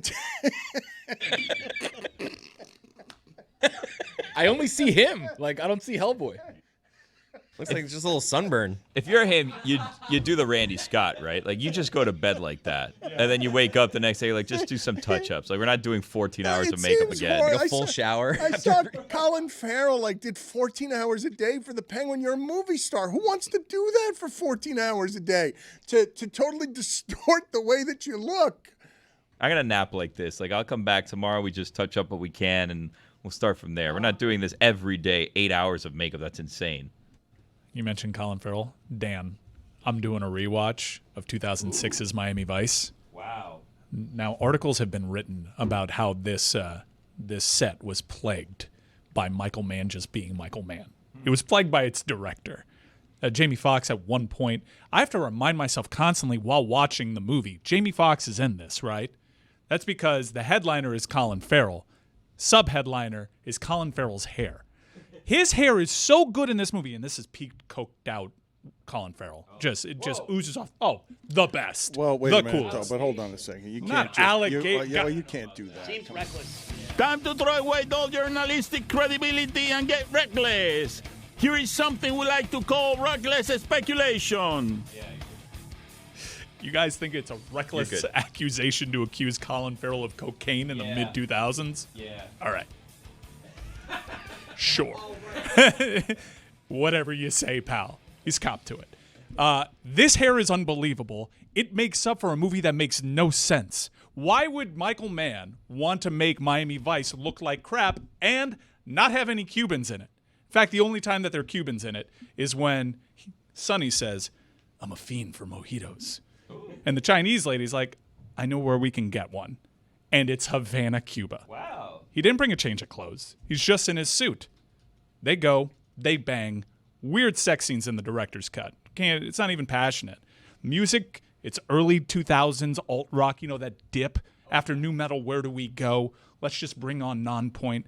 It doesn't make any sense. It's not even a Miami Vice movie. They just slapped on Miami Vice because this is a movie that Michael Mann wanted to make. All right, Mike. But the hair, I don't know if you ever got to Eddington, and I don't know if Mike's movie reviews. Like you wanted to do Heat. I don't know why it is that all of a sudden we're doing 2006 Michael Mann Miami Vice movie reviews. Have you watched Eddington yet? It's available for digital renting now. Nah, I gotta wait till it's free streaming. I pay too much, man. I saw Eddington for the second time. We all covered. I don't know if you were here, Dan. I thought someone was going to shoot me in my movie theater when I saw Eddington the first time. Mike had a very scary movie theater experience. Yeah, a dude walked in with a suitcase, and he was making noises the entire. He walked in the middle of the screening. And you stayed? Got up. No, the entire theater was just paralyzed by fear. There's not a lot of exits, right? I mean, No, he was blocking the exit, and then when he left, he also left in the middle of it. He did like a full circle around his seat, which was a standalone seat, and he grabbed his suitcase, and the wheels were squeaking. I missed the entire Austin Butler monologue, which I caught on second viewing. Eddington, great film of the year so far. Did it end up just being someone, though, who came straight from the airport to the movie theater, and they just had a suitcase? They just had luggage I don't think with people them? do that. He had overalls, and a fisherman cap. It looked like, is this a marketing stunt? What is happening? And you were right able now? to tell everyone in the theater was worried. He was coughing the entire time, and it's a movie about COVID, so I thought this was a marketing stunt to terrify me. Anyways, second viewing though, that Joaquin Phoenix can act. He is pretty good, and he's also terrible in every appearance being interviewed that I've ever seen of him. He's one of the strangest actors we've ever had, and that's keeping company with Daniel Day-Lewis. You're not going to believe this. Pedro Pascal's in it. A real stunner. Pedro Pascal is having the giant summer of, I guess it's longer than a summer now, right? In terms of a star turn, he's got what he's gotten over the last 18 months, where I'm seeing him on the movie poster for Gladiator with Denzel. I'm like, okay, he was in that. This is a climb. This is a climb to a place that I was not expecting movie stars to be able to do this. I thought we'd stop doing that with movie stars. Audiences love zaddies, and he is a bona fide zaddy. You guys mentioned Andrew Luck earlier, and I wanted to ask you guys a question to see if it's one of the things that's happening with Arch Manning. A reminder that Jeff Pearlman, not Ron Pearlman, will be on with us in a little bit. Stephen A. Smith will be on with us as well later in the show. Look, you guys are delighted.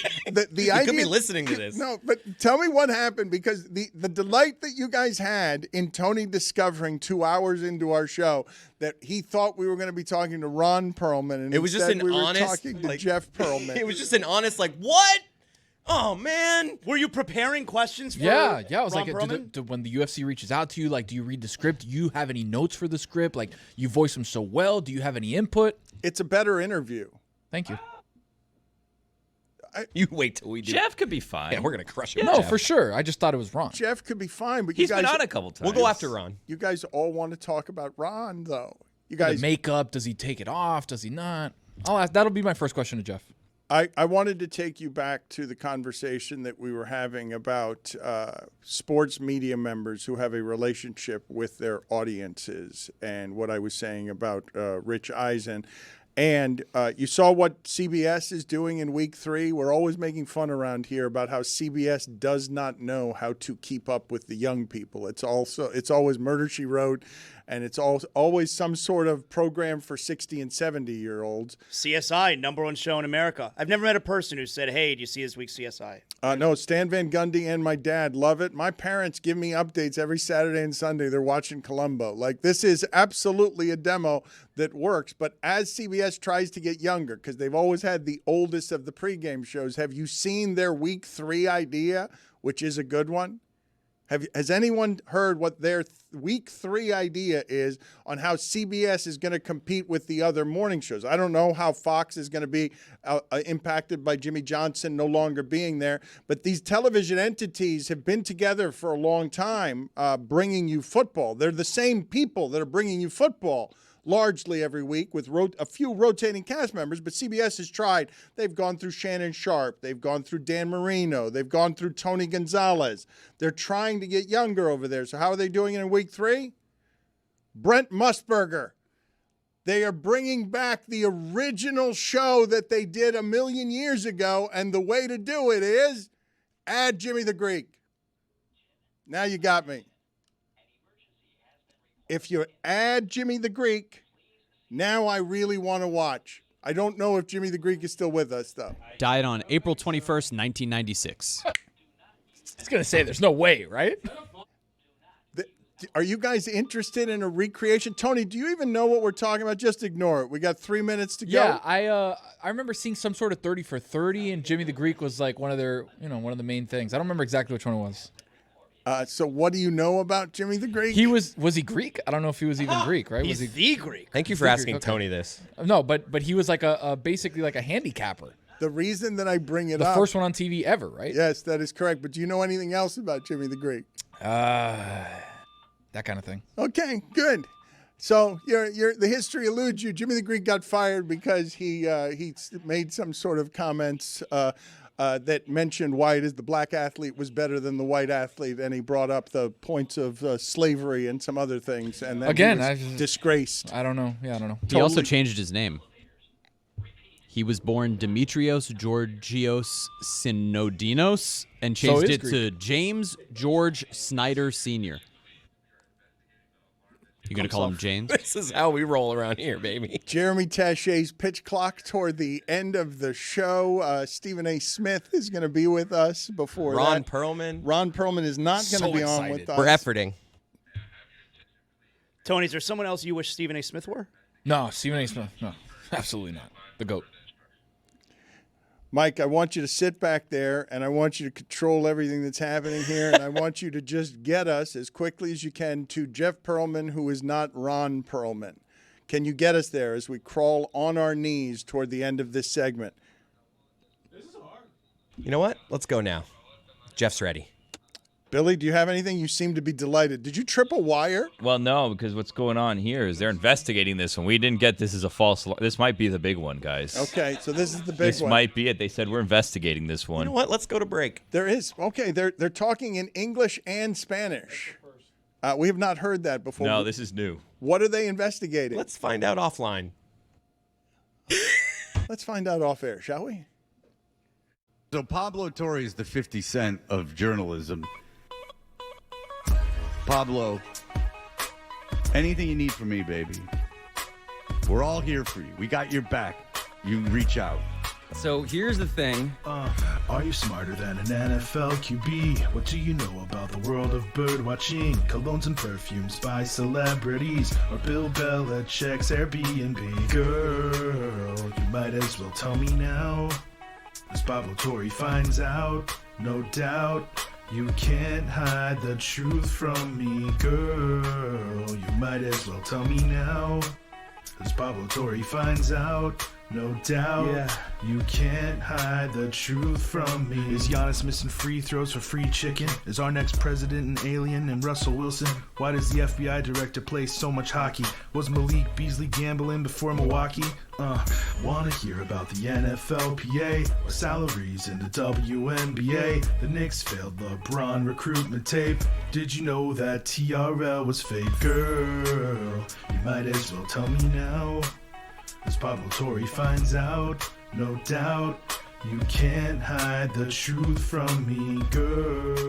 You might as well tell me now. Jeff Pearlman is not Ron Pearlman, much to Tony's chagrin and disappointment.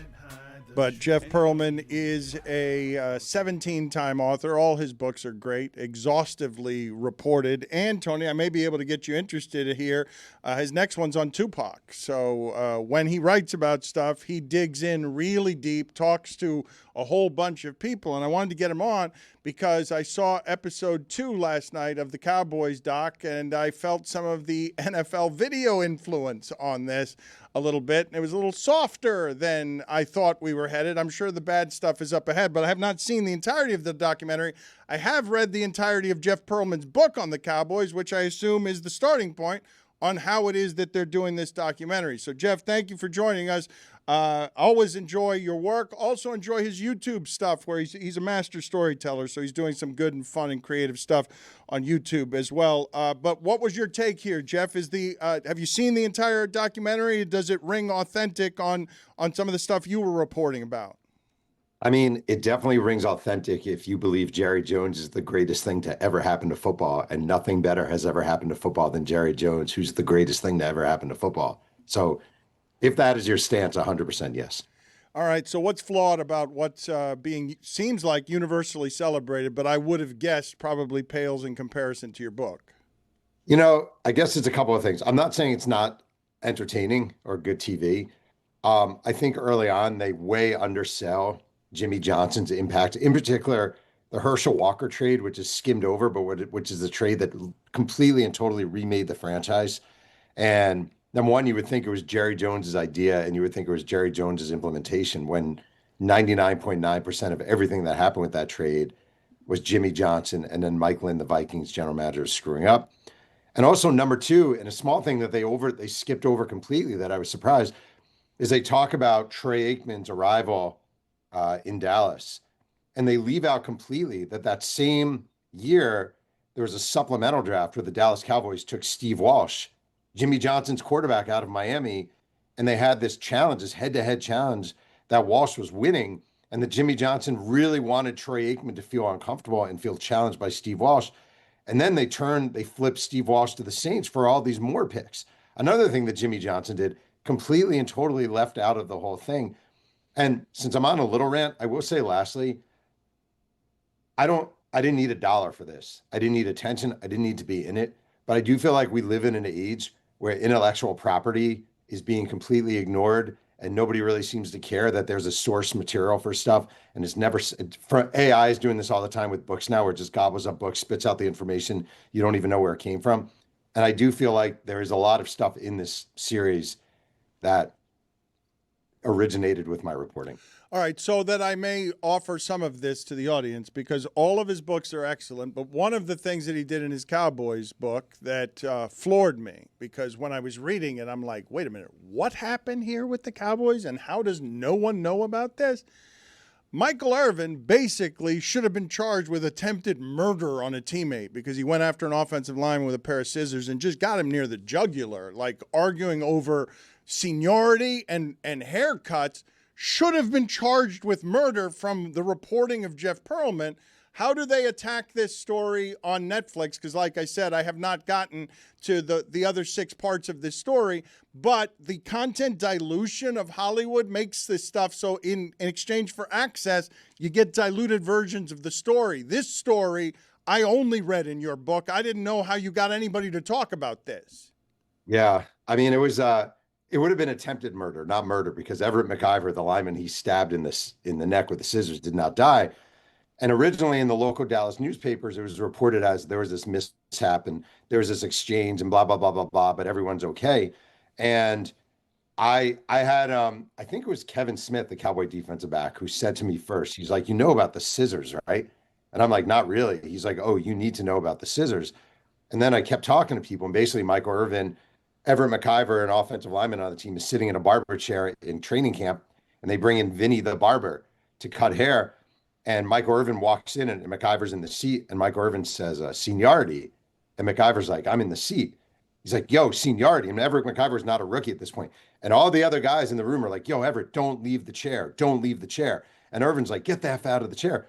And Everett McIver stands up, shoves Michael Irvin. Michael Irvin shoves him back, grabs Vinny's barber scissors, stabs Everett McIver in the neck. Everett McIver falls to the floor, bleeding out of his neck.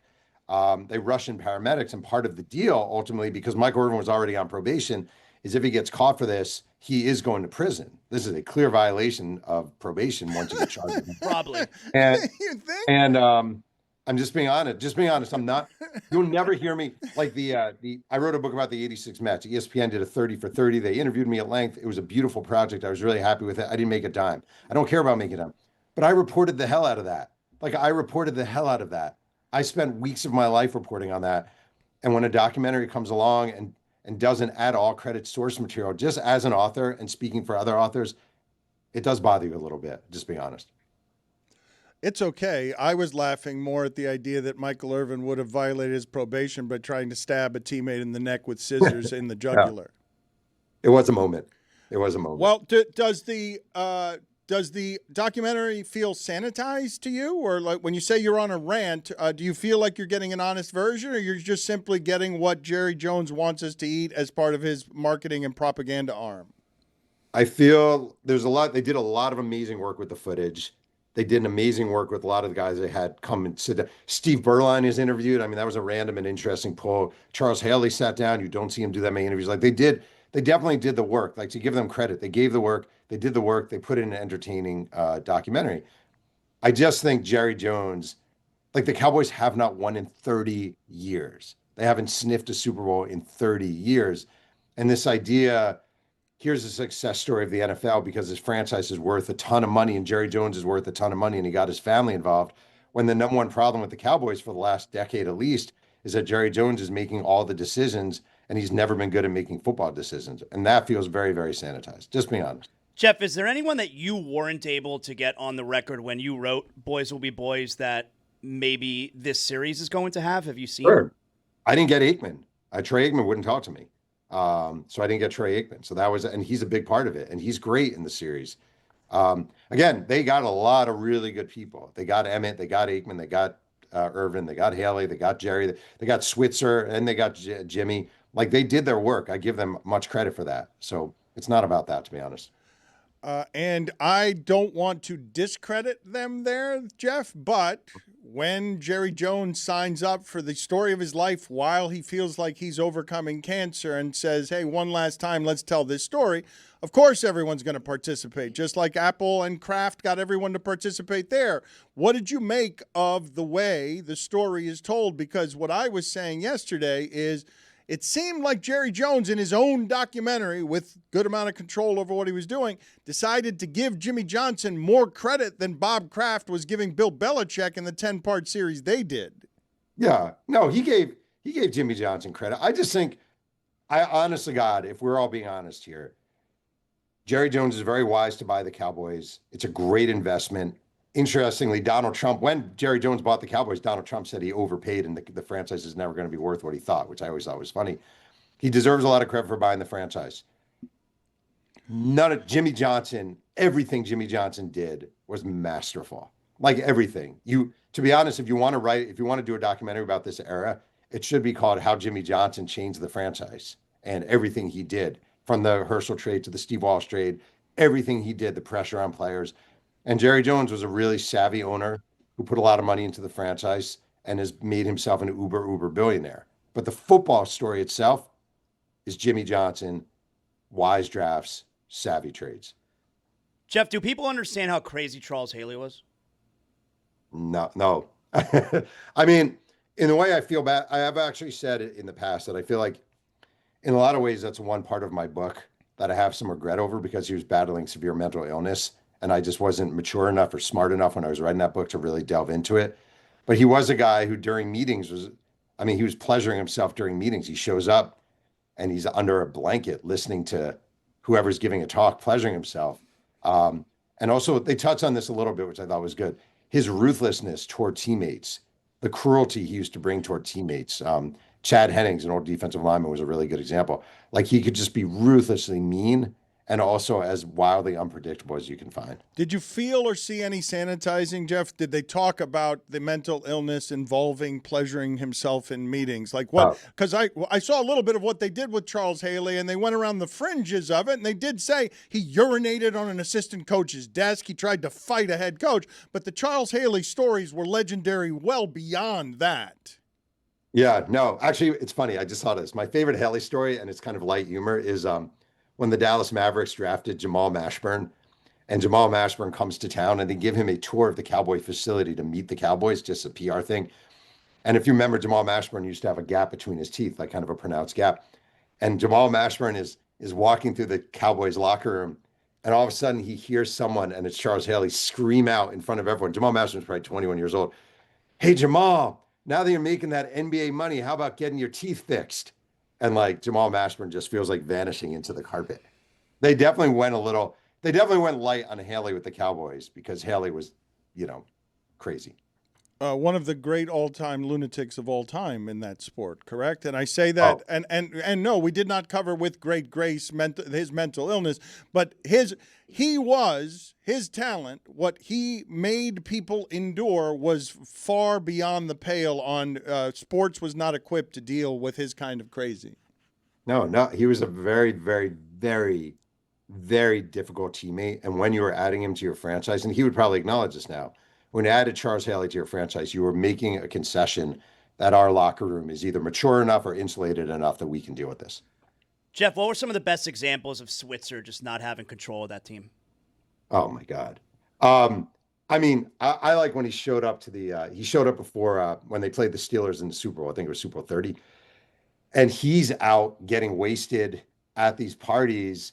It was a very thing Jimmy Johnson was like, look, we're not going to do this. He was out there dancing with the players, dancing with women, fooling around like the whole week leading up to the game. He was on this wild, I'm just going to live my life. I love how I actually think Barry Switzer is one of the best characters in sports. And I'm not saying he was a good NFL coach, but I just think he put it all out there and lived that way. And he was 58 years old, drinking like his players, partying like his players, fooling around like his players, just living the life leading up to the Super Bowl with this real mentality.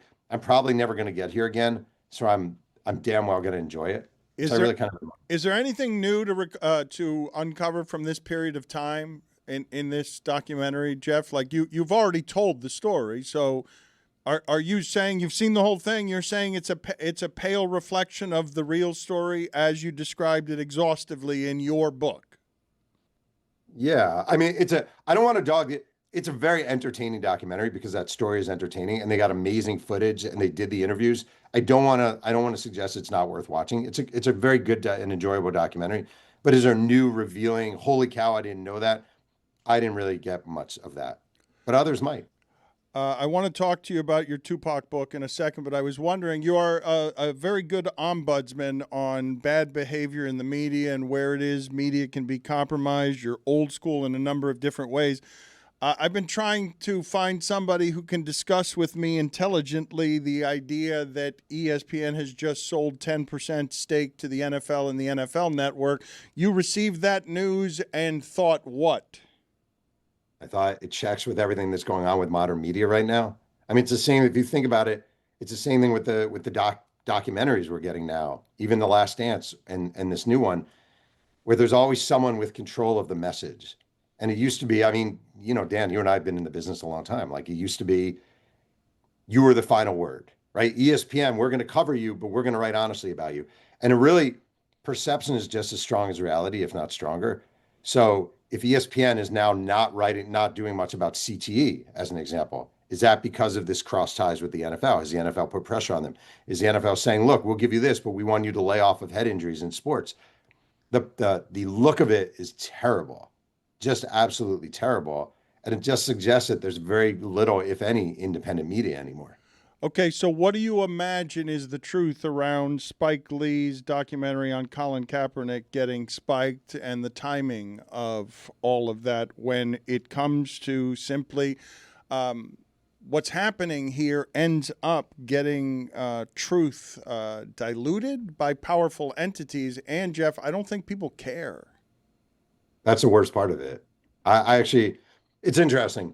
I used to work for a Bleacher Report. This is where, to me, my birth, for me personally, I used to work for Bleacher Report, and you would write these 8,000, 9,000, keep called BR Mag, and you would write these long, long pieces, and it was great, and it was awesome, and it felt like old SI, old ESPN. It was only like 5 years ago. And then I think at some point they realized, wait, why are we spending money on quality journalists doing quality journalism when we could just put up an interview with an NBA player where we ask him softball questions? And I just think that's where we are. Colin Kaepernick, It's not worth the heat. It's not worth the heat they're going to probably get from someone with the White House. It's not worth the heat they're probably going to get from the NFL. It's just not worth it for them. The bang for the buck, as they view it, it's just not there. And the thing is, I remember when I was a young writer at Sports Illustrated, and SI would do stuff just because it was the right story to do. Like, this is an important story. We're going to throw everything at it. We're going to put Ken Caminetti on the cover of the magazine talking about steroids in baseball. Even though Major League Baseball is going to be pissed off about this, we're going to do it because it's a right decision to make. And now there's so much overlapping between corporate and editorial that stuff like that almost never happens. Only God Can Judge Me. The Many Lives of Tupac Shakur is available for pre-order now. I don't know why you would tackle this degree of difficulty on your reporting on something. This is a trough that so many people have been at. How did you do it better and differently than the others? First, I want to say the song you played at the beginning of this segment, it was very Tupac-y. I think Tupac would have 100% approved and probably jumped in for a verse on that. So that was really good. If Pablo Torre finds out, I suspect not, probably. Yeah, unless maybe not. Probably not near the crossword puzzles if Pablo Torre finds out. I just always thought there was a definitive book of the. I love Tupac as an artist. And what I did differently, I interviewed 650 people. I traveled to everywhere he lived. I knocked on doors of everyone he knew. I sat down with his sister. I sat down with his godmother. I just lived it for 3 years because I really, really wanted to tell not an estate sanitized story, not a story that's, been regurgitated. I just really wanted to get into his life and understand him. And that was for 3 years, that was my obsession. Dan, I think that was Fitty. It was Fitty. Just saying. Very nice. Wasn't Lil Yachty from your... Lil Yachty. Jeff, thank you for being on with us. We appreciate the time. I am sure that book is going to be good. 650 has to be a record for you. Come on, 650 is absurd. That's 200 more than are necessary. No? Yeah. That's a record for you, is it not? No, I did. I always keep track. I did 720 for Bo Jackson, I think. So. Okay. There's something wrong with you. I have no life. Yeah, thank you. Good seeing you. I will tell the audience one more time. His YouTube storytelling is magnificent. If you want to, if you want just some old timey truths, I appreciate the work you do, sir. Always have. All right, thanks, Dan. Take care. What up, fellas? How y'all doing? Hanging in there. Look at him. Look at him. He's insatiable. He's indefatigable. He's unconquerable. What are some other words that Howard Cosell might use here? Stephen A. Smith joining us from an airport, off to his next conquest, always on the move. Always nice to see you, Stephen A. What's up, my brother? How are you doing? Are you doing well? You seem to be working a lot still. Well, that's because I love what I do. So that's all it is. I love what I do. I'm having a good time. I'm just traveling right now. I want to apologize to your audience. I was supposed to be on a little bit earlier with my tardy ass self, but I was going through airport security, so they held me up. That's what held me up. So I apologize for that. I'm good. What are you smiling about, Roy? Why that TSA got him? I can't believe they make Stephen A. walk through security. I mean, that should be. You should have clear. I do have clear. I do have clear. No, but things seem unclear. No, why are you getting stopped if you've got clear? You got to go through, and you got to be through. Like you can't be late. You have to go through. They got to clear you. You don't have to take off your clothes and all of this other stuff. And the lines are quicker. But the bottom line is that you got to follow rules and regulations, my brother. That's what I did. There's no problem. Okay, well, no problem. I'm glad. I'm not too big. I'm not too big for that. That's cool. Rough year. I mean, no more private jets, too. Big deal you saw. What's going on here? I use private jets sometimes, but not all the time. Damn it, that's expensive. Wait. I mean, I'm not gonna spend all my damn money. I'm not gonna do that. It is very nice to see all of your success. You know that I am I am very happy for you. Not everyone is. You know how this business is. So I will tell the people you should listen to Stephen A.'s 2 new shows on Sirius XM, the one on Mad Dog Sports Radio Channel 82. I love what he has done to further the career of Mad Dog Chris Russo, and also on POTUS Politics Channel 124, because if you haven't been watching, he has expanded his game into that area. So let me ask you the first question. Why? Because I love it. It's what I love to do. First of all, I love to work. But secondly, and most importantly, I've always been a conscientious observer, and I've always been somebody that's looking not to be one-dimensional. So the opportunity to really expand, my portfolio to such a degree is a no-brainer to me. Doing radio is nothing new, but I'm not only getting paid to do that. I'm in a partnership deal with them, so that goes a long way. I still have my ESPN obligations. We know I didn't want to leave there, and then the opportunity to still do that and then expand beyond that and start talking politics, and having being on a POTUS channel and bringing that level of cachet to the equation is something I couldn't ignore either, while still keeping my complete ownership of my own YouTube channels and my production company in terms of, creating scripted and unscripted content with a lot of stuff that I have coming down the pike. I'm really excited about the plethora of opportunities that are available to me. You know me, man, I don't stop. I'm Those just who not going to. Forgive me. For those of you who do not know, the deals that he has worked out most recently for ownership of his things, those things are important, and he represents not only one of the most improbable stories in the history of ESPN, all of sports media, in that he got fired from ESPN and came back all the stronger. It is a lunacy. Which part of your story do you regard as the most improbable? The fact that I was able to get back. I mean, usually when ESPN lets you go, it's a death knell, particularly if you're a black man in this industry and, you're considered persona non grata. And obviously, people are not hiring you. They're not talking to you. I mean, that goes a long way. I don't think people realize, Dan and fellas, when, I departed from ESPN in 2009, everybody looks at the fact that I came back to Fox Sports Radio in 2010, a year later. And then ultimately I was back at ESPN in 2011. But what they're not realizing is that from May of 2009 to April of 2012, I was not on television. I was essentially banned, in my estimation, blackballed.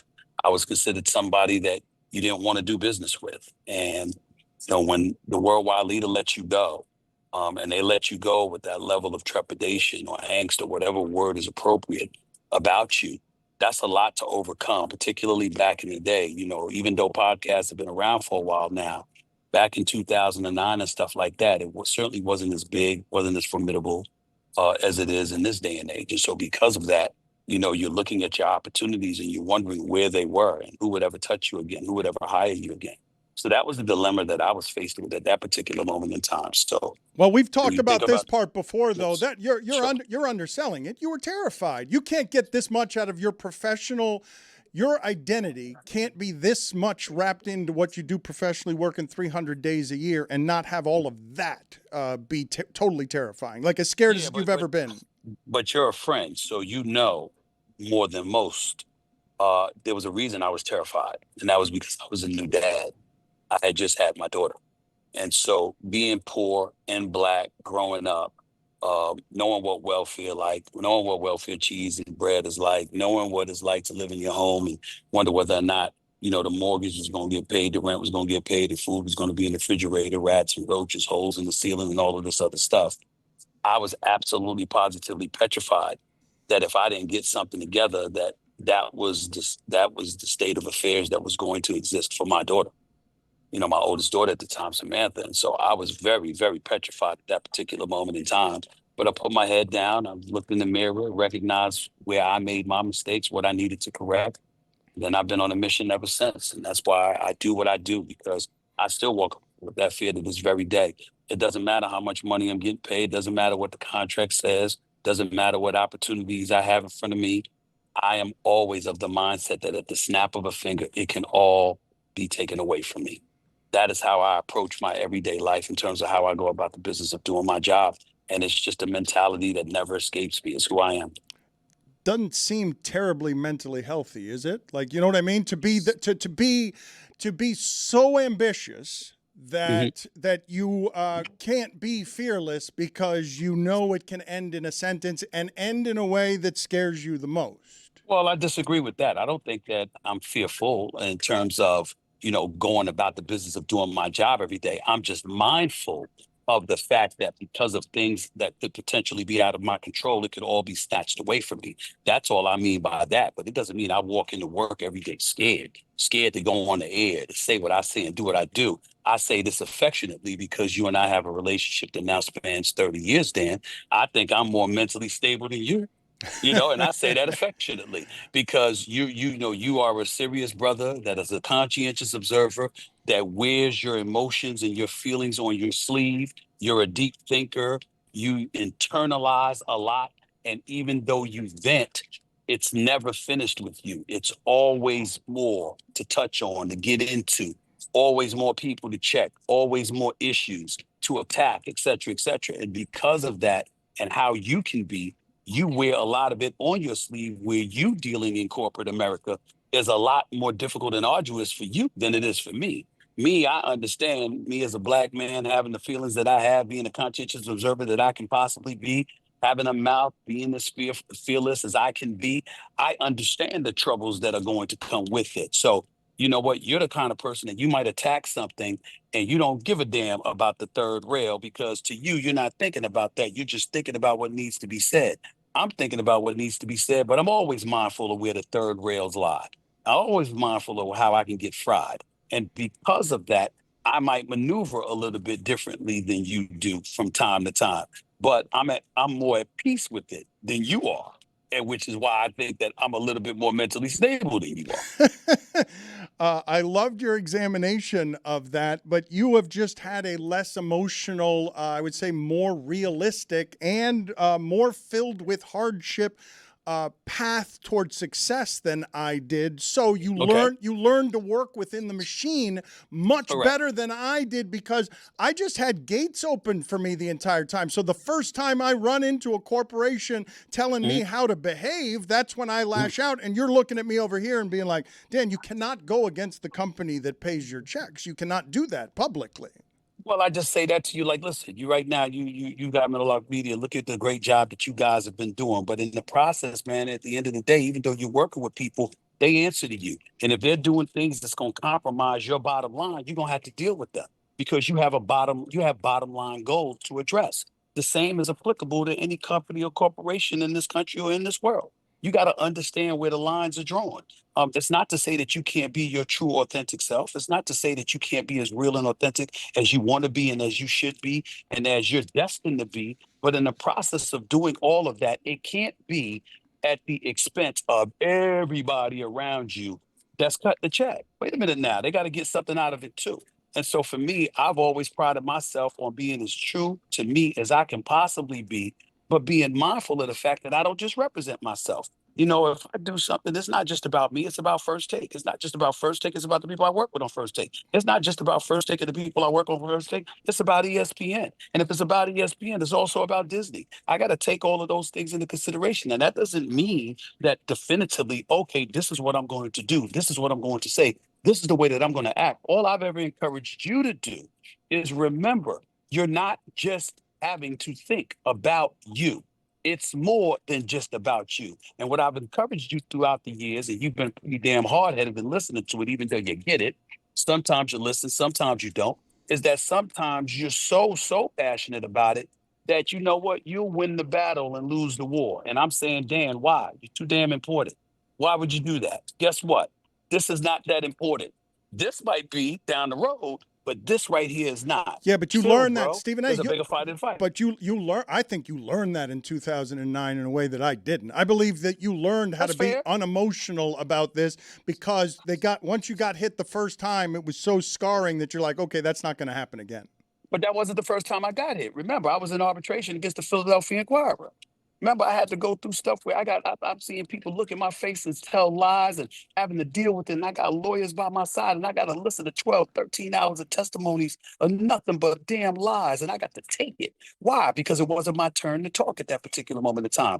There was times that I've had struggles in my career, whether it be at the Philadelphia Inquirers, at the New York Daily News, before that, hell, even with internships when I was in college. Trouble has always followed me at some point in time or another, because in my mind, I'm going to speak my truth to whatever power exists. And I'm going to say the things that need to be said that sometimes are going to ruffle feathers and make people uncomfortable. But that's the way it goes. That's the business we signed up for. And I think in your case, respectfully, because again, I'm your boy and I understand that a lot of times you have very excellent points. You're certainly not stupid. You're a highly intelligent dude. But at times, you let your emotions get the better of you, to a point where it gets in the way of the bigger picture. And you are somebody that's religiously associated with the bigger picture. You matter. Your thoughts matter. Your opinions matter. And sometimes I'm looking at you and I'm saying, as I've told you to your face, is that really worth it? Is that the fight? Is that the sword to fall on right now? Because it's a bigger one down here that you're gonna be needed for. And that's where you and I from time to time to differ. Because for you, every fight is a big fight. Some fights to me ain't worth a damn. It ain't worth my time. It's not a big deal. I can brush it off my shoulders. And then there are some bigger fights where somebody needs to get their ass kicked. I'm gonna kick their ass. All right, There's a difference. so walk me through the changes at ESPN, the changes in journalism that result in the combination of things that has the NFL now owning 10% of ESPN, and somewhere within that, Spike Lee's documentary on Colin Kaepernick gets Spike that was with ESPN, and Spike Lee's silence is purchased. He's got an NDA. He cannot talk about it. As someone who can step beyond ESPN and just view it as a journalism, expert, how do you walk all through all these changes? My temptation is to tell you, don't try that shit with me, Dan Le Batard. You know, there's but so much I'm gonna get into as it pertains to that, but it's a legitimate question, so I will answer it. And by saying this, I don't know all the intimate details of the deal. What I do know is this: we live in a different age. And everybody's in business with somebody. And the NFL owning 10% of ESPN now is obviously of extreme benefit to us and extreme benefit to them. Will it compromise journalism? I don't think so. I look at the league contracts we've had with the NFL. I look at the league contracts we've had with the NBA, with Major League Baseball and stuff like that. It doesn't stop our investigative reporting. It doesn't compromise our integrity. You as an individual have an obligation to recognize the fact that you have a business, to handle every single day. I know what my business is. I'm a pundit. I'm a commentator. I'm a journalist. I'm all of those things. I'm an entertainer as well. All of those things come with it. My job is different from what outside the lines once was, or what investigative reporters are, or what beat reporters are, or whatever. Everybody knows what their lines are, what their obligations are. Big business, can it wield its heavy hand down upon it? People have been suspecting that for decades. It's no different now, especially with the exorbitant amount of dollars that exist. We all understand that, but that doesn't mean they're going to get their way. They can want it all they want to. Well, you know what? I'm getting ready to interview Roger Goodell in a few weeks. They ain't going to stop me from asking him what I need to ask, whatever those questions are at that particular moment in time. The same is applicable to Adam Silver. The same is applicable to Gary Bettman in hockey, or Rob Manfred with Major League Baseball. Whatever the story is, whatever the news is, whatever the audience wants to know and be edified and informed about, it's my obligation to bring that to the table. And no deal between the league and ESPN is going to stop me from being me. And I think that it's safe to say that is the case with almost everybody, just as it was the case with you when you were there. You did what you do.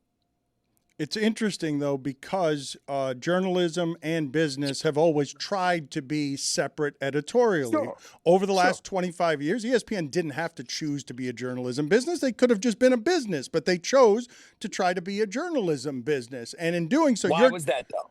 Oh, it's profitable. It's good. Why. Credibility, profitable. It's good for everybody, for them to, take the newspaper credibility and become a journalism entity. Right. But why? The reason why, Dan, tell your audience this, is because we didn't have all of those live contracts at the time. So you had to get into original content. And what better way to do that than have scribes, reporters, commentators, etc., who could get in front of the camera and articulate themselves in a way that was entertaining to an audience to make themselves attractive. And look at the business we have now created. Look at your business. Look at my business. Look at the advent of the podcast industry. Look at television and radio shows being created. Look at television shows on linear and streaming and beyond that have been created or will be created. The point is, you figure out different ways to make money, to monetize whatever product you could give to the masses that they would deem attractive. That's what we're talking about here. The game ain't as complicated as people try to make it out to be. And certainly the money may appear to have changed things, but as things change, they remain the same. Just like you find a way to work around stuff in the past to make sure that business is still thriving and everybody gets fed, the same is applicable now. It hasn't really changed that much. I think, though, that is it possible? I don't think it's possible for you to be naive, but you think that the NFL owning 10% of ESPN isn't going to have the NFL having more to say about the content that goes forth? I'm not saying that. What I'm saying is they can try, but who the hell owns the other 90%? And who are the bodies that you have to deal with? Remember, you're doing business with us. It's not just us doing business with you. And the fact of the matter is the integrity that comes with ESPN and how we do what we do is not going to be compromised just because you got a piece of ownership. It's something that we're giving you in return as well. You understand that, we get to air your games. We get to air some of your content. We get Red Zone and other, other elements that come with the equation. Things that are going to help you continue to monetize your brand that is the National Football League, which is king. We get some benefits out of it. They get some benefits out of it, as is the case with any network that's in business with anybody. That's all that's going on here. And when you sit down and you're conducting business, that's what you're going to do. That's like me looking at you and saying that the big people that you do business with, okay, if something egregious happened and the world is aware that you can't talk about it because you're in business with them, that's simply not true. That's simply not true. You're still going to do what you do because it's what you signed up for, and they know what they signed on with you for. So they can't deny you the opportunity to do the job that you swore to do for your audience and your constituents out there. But you've just said that the job is changing, right? And the business is changing. I do believe that change is coming as well. Just to all, you cannot have these entities be this strong and be silent partners. Like, I'm not saying that they're going to be silent, and I'm not saying it's not going to be a battle. I'm saying it can be overcome, just like things were overcome in the past. There's always something to complain about. We get that part, and nothing is perfect and totally smooth. But in the end, the industry is the industry. This kind of stuff has been going on, so it's nothing new. That's all I'm saying. Your relationship with LeBron, there's no relationship at all with LeBron? Zero. That's unfortunate. Yeah, but it's life. So what? He do what he do. I do what I do. You understand? And I'm going to continue to cover sports. I'm going to continue to be fair and objective and professional. But in the end, I'm going to call it like I see it. And, like I said, I get mad when people go on social media and talk about he can't stop talking about LeBron, because the only time I ever mention him is when I'm asked. If nobody asks me about him, I won't talk about him. I don't like him. He doesn't like me. We don't like each other. It is what it is. And to me, what he did when he confronted me in the third quarter in the middle of the game, courtside, blaming me for something I did not do, and then tried to turn it into me being somebody that would go after somebody's family, and then coming on the Pat McAfee show thereafter just to insult me, that's a line you don't get to come back from. But it's not going to stop me. There's nothing I can really do about it, because I'm not going to be unprofessional. I'm not going to be unfair. I'm not going to refuse to acknowledge his greatness as the second greatest player in my eyes that I've ever seen in the history of basketball. Surefire first ballot future Hall of Famer, one of the greatest players we've ever seen in our lifetimes, who we will all miss in terms of his on-court play when he is gone. But there are things that I know as a man that he has tried to do to me, and the things that he has said and the things that he has done, we don't like each other. It's just that simple. And it's probably going to stay that way forever. And if it gets rectified because we have a conversation, I'm a grown man and I'm open to doing that. But I will never volunteer. I will never initiate. And as far as I'm concerned, if we never speak in life again, it won't bother me one bit. We do not like each other. But how did it get there, though? That wasn't always the case. Well, I just told you. Things are that I'm not going to get into details, but there are things that have gone on behind my back. And when people are systematically trying to do you harm, in terms of your reputation, your integrity, and all of this other stuff, it gets to a point where enough's enough, and as it pertains to his son, the one thing that I will say is go back and look at the facts.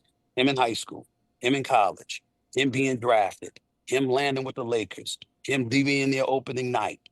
I never said a negative word until he was put in the game in the first quarter against the Philadelphia 76ers and got scorched. That is the only time I've ever spoken a negative syllable about Bronny James, who I believe in and I believe has the potential to be not just a player, but a damn good NBA player someday. I've never said it. And so LeBron, adroitly went about the business of painting it as me being somebody that would go after his son, and got other NBA players to think that way and stuff like that. And that's what he chose to do. All right. I know it's false. I know it's not fair. I don't appreciate it, but it's not going to stop me from living my life. He's got his family, I got mine. He's got his job, I got mine. And when he does great things, I'll be there to applaud it. And when he doesn't, I'll be there to chronicle that too. And that's going to be that. And that's the way it goes. And I can assure you, I'm not losing a minute's sleep over it. And I never will. Listen to Stephen A's 2 new shows on Sirius XM on the Mad Dog Sports Radio channel, Channel 82, and on POTUS Politics channel, Channel 124. Where is your relationship right now with Shannon Sharp? My relationship with Shannon Sharp is a pretty damn good one. I got a lot of love for him. He did a great job for First Take. Anything that I needed him to do, he has always been there for me. And it's unfortunate what happened with his situation. And certain decisions that were made were way above my pay grade. But in the end, he has always been good to me. We never really knew each other that well until he came on First Take, Dan. But since he was on First Take for those 2 years, our friendship developed, our brotherhood developed. I got a lot of love for him. I'm wishing him nothing but the best. And if he ever needs me for anything, is there anything that I can do for him? I will not hesitate. Hey, Stephen A., what's your relationship like with Skip these days? Not much. Skip and I appeared on this podcast a few months ago, and he interviewed me for an hour. We don't talk much. I know I owe him dinner because he reached out and wanted dinner. But we've never really talked much off the air, believe it or not. That was never the case. It's just that I owed him a lot because he pushed for me to be on First Take, which obviously played a pivotal role in resurrecting my career. I got a lot of love for him as well. Obviously, the only hiccup we ever had is, when he interpreted something that I said on JJ Redick's podcast at the time, the Old Man and the Three, where he's, came across as him needing me, and then he went on a 5-minute diatribe that I thought was completely unnecessary. But we hashed that out when I spoke to him, because all I did was say that no matter what was going on with him in the show, he came to me and said, I need you because you're the only one I can trust to be sitting across from me 2 hours every day. And he said, will you do that for me? That's all I said. And apparently somebody got in his ear and thought that I was saying more than that, which I wasn't. And he came at it the wrong way. But I addressed it face-to-face, man-to-man with him in California. And ever since then, we've been just fine. So Skip and I don't have any issues. I owe him a lot because, again, I wouldn't be in this position if it wasn't for him getting me on First Take. And I don't think that you repay people that have benefited you so tremendously as he's done to me, by castigating them in any way. He and I have, I wouldn't say it's a great relationship in terms of us talking all the time, but Skip knows if he needs me, I'll be there for him. Stephen A., who would pay for that hypothetical dinner? How's that work? Oh, it would be me. It'd be me. You give the card? You slip the card when you walk into the waiter or waitress? Like, how do we do that? No, nothing like that. But that man is cheap. Skip ain't paying. Skip ain't paying money if he don't have to. So he's definitely gonna look. He's definitely gonna look to me to pay for it. No doubt about it. And I would love to because I love his wife Ernestine, who I've known for years. And so just because of her, I would gladly pay for it. Who pays for dinner for? I imagine a lot of your dinners, you go and people do the fake reach for paying for the bill, but you ultimately end up paying for it. So who's someone that actually will pay for dinner when you go? You mean somebody that I went out with that paid for dinner? If we went out to dinner? When's the last time someone actually treated you? It's a great question. How often does someone say, "No, I got it," Stephen A.? Well, I would tell you, Mark Shapiro, the head of William Morris Endeavor, TKO, and that doesn't count. That doesn't count. He pays. He does pay. He does pay. That's your agent. That's your agent, though. Technically, you're paying for it because it's your money. He's not an agent. He's the president of the company. But you brought him up, just sure. I would tell you, pretty much no one. Pretty much no. That's terrible. That is terrible. How is that possible? You want me to make you laugh at this one day? You want me to make you laugh at this one? You know who wouldn't hesitate to pay for it? My daughters, Samantha and Nyla. Do you know why? Dad, we're gonna get it back anyway. We know. You know what I'm saying? We're just gonna go home and we're gonna charge something else to your card. It's no problem. So they do it that way. They make that. They get away with everything. Do they get away with everything with you? Do they get away with everything? It depends. It depends. If you're doing good in school and you're behaving yourself, that's true. There's nothing they can't get from me when they do that.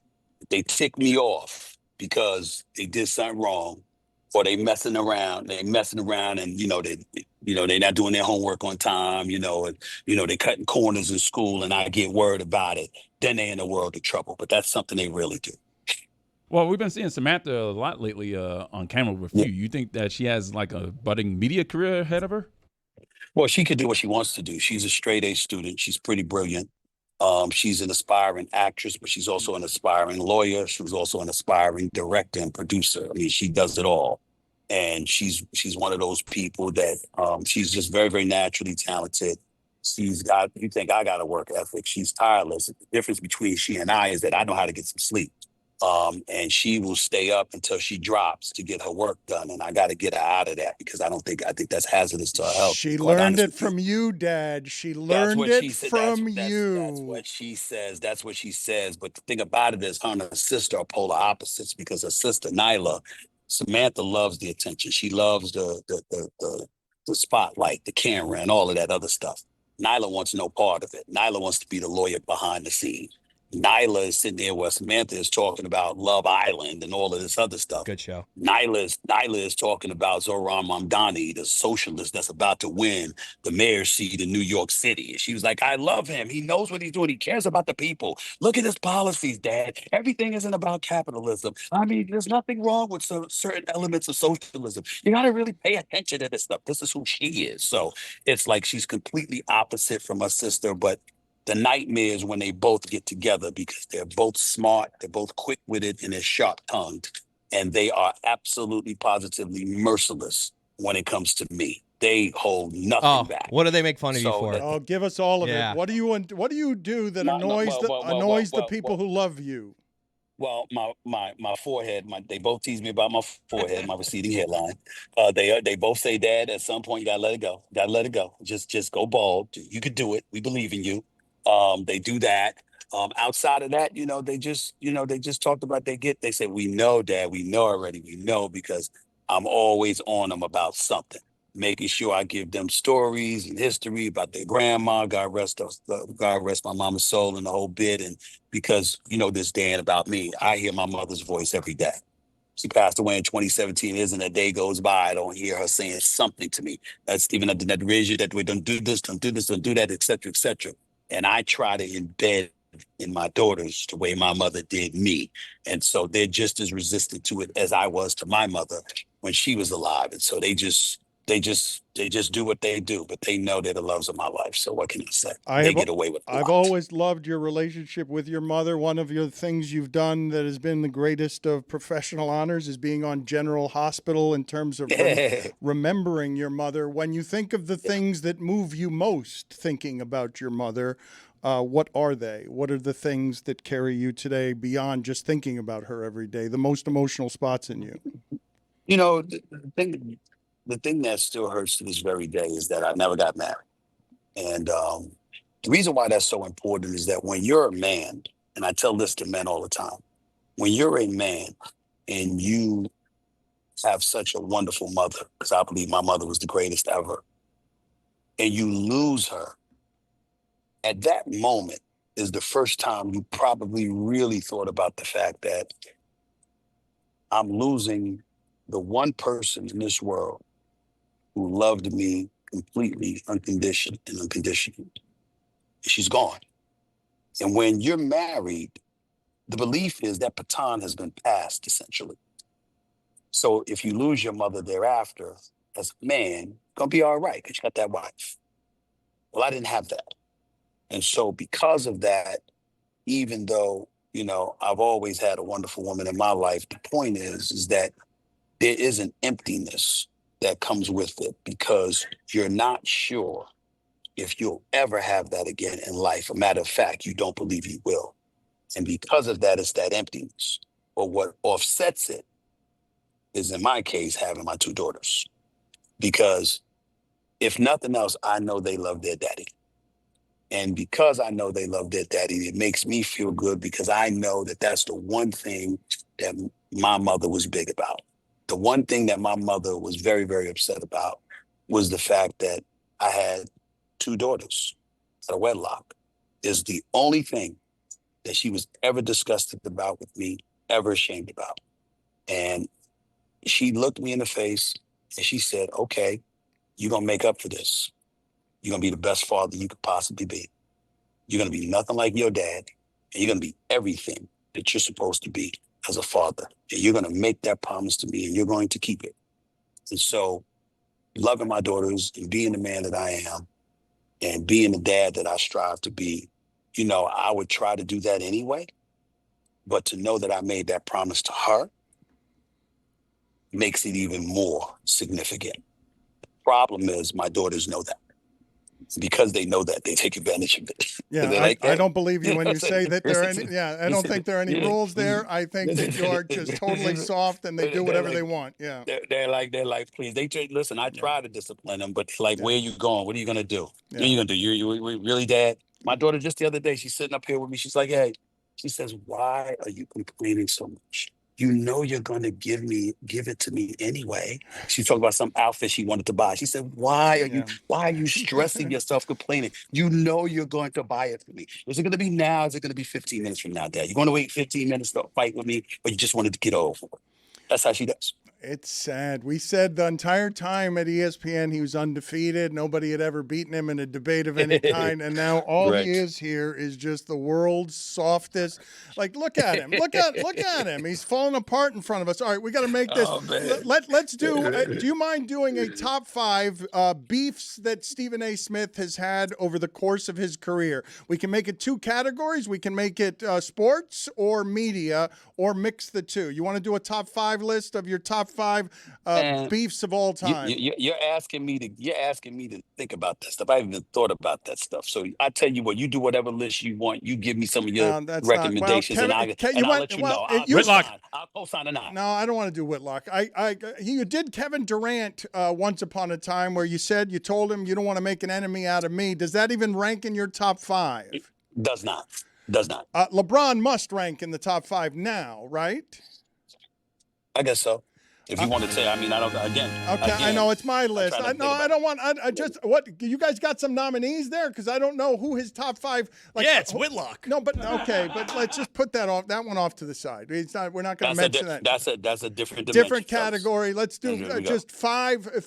Like, give me another one that is memorable of Stephen A's in his life, because he's had some public. Like, your persona has changed a little in that, I would say, over the evolution of your career. You got one, Roy? Cowboys fans.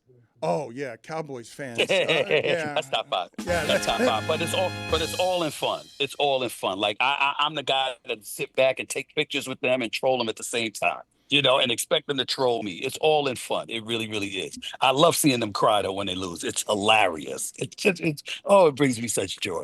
It really does. Are you eating up the 10 or the 8-part documentary on Netflix of them celebrating the last success that they had 30 years ago? Of course I am. Because it was almost 30 years ago. January 28, 1996 to be exact. 29 plus years. They haven't been to an NFC championship game. They haven't been to a Super Bowl. They haven't won a Super Bowl. Of course, I'm fully aware of this stuff. And by the way, I don't know if you noticed, but since that date, their value in the franchise has increased by $9.4 billion. So they win financially. They win in headlines. They just don't win when it counts. I mean, but it's funny though. It is funny that they are worth more than any sports team. And if Jerry Jones had to select between the 2, which do you think he'd select? Winning a Super Bowl or being the most valuable team in all of sports? He would say winning the Super Bowl. I believe it's being the most valuable franchise in football. I believe that man is about his money, and I believe that man loves being recognized as the renegade that's making money more than anybody else and what have you, because his attitude is, I can't go on the field and play for you, but I can do this. So me doing this directly, yeah, I got one up on you. My personal opinion is that he would prefer the latter, but he would say the former. Stephen A., is it crazy to say that Jerry Jones is the face of the NFL?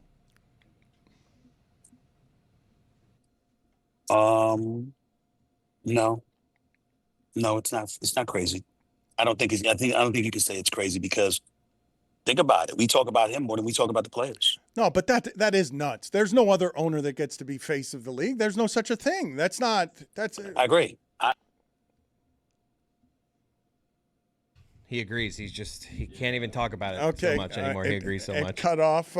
Look at that. Actually, that's exactly how we should end it, with the opposite of First Take. He just agrees, and that's it. Like, that's it. We're done. We have no more show.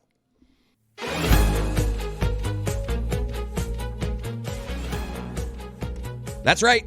It's Thursday Thunder, and it's presented by DraftKings. DraftKings, the crown is yours. Juju, what's up? What's happening? Congratulations to everybody who made $1 billion last week on Thursday Thunder.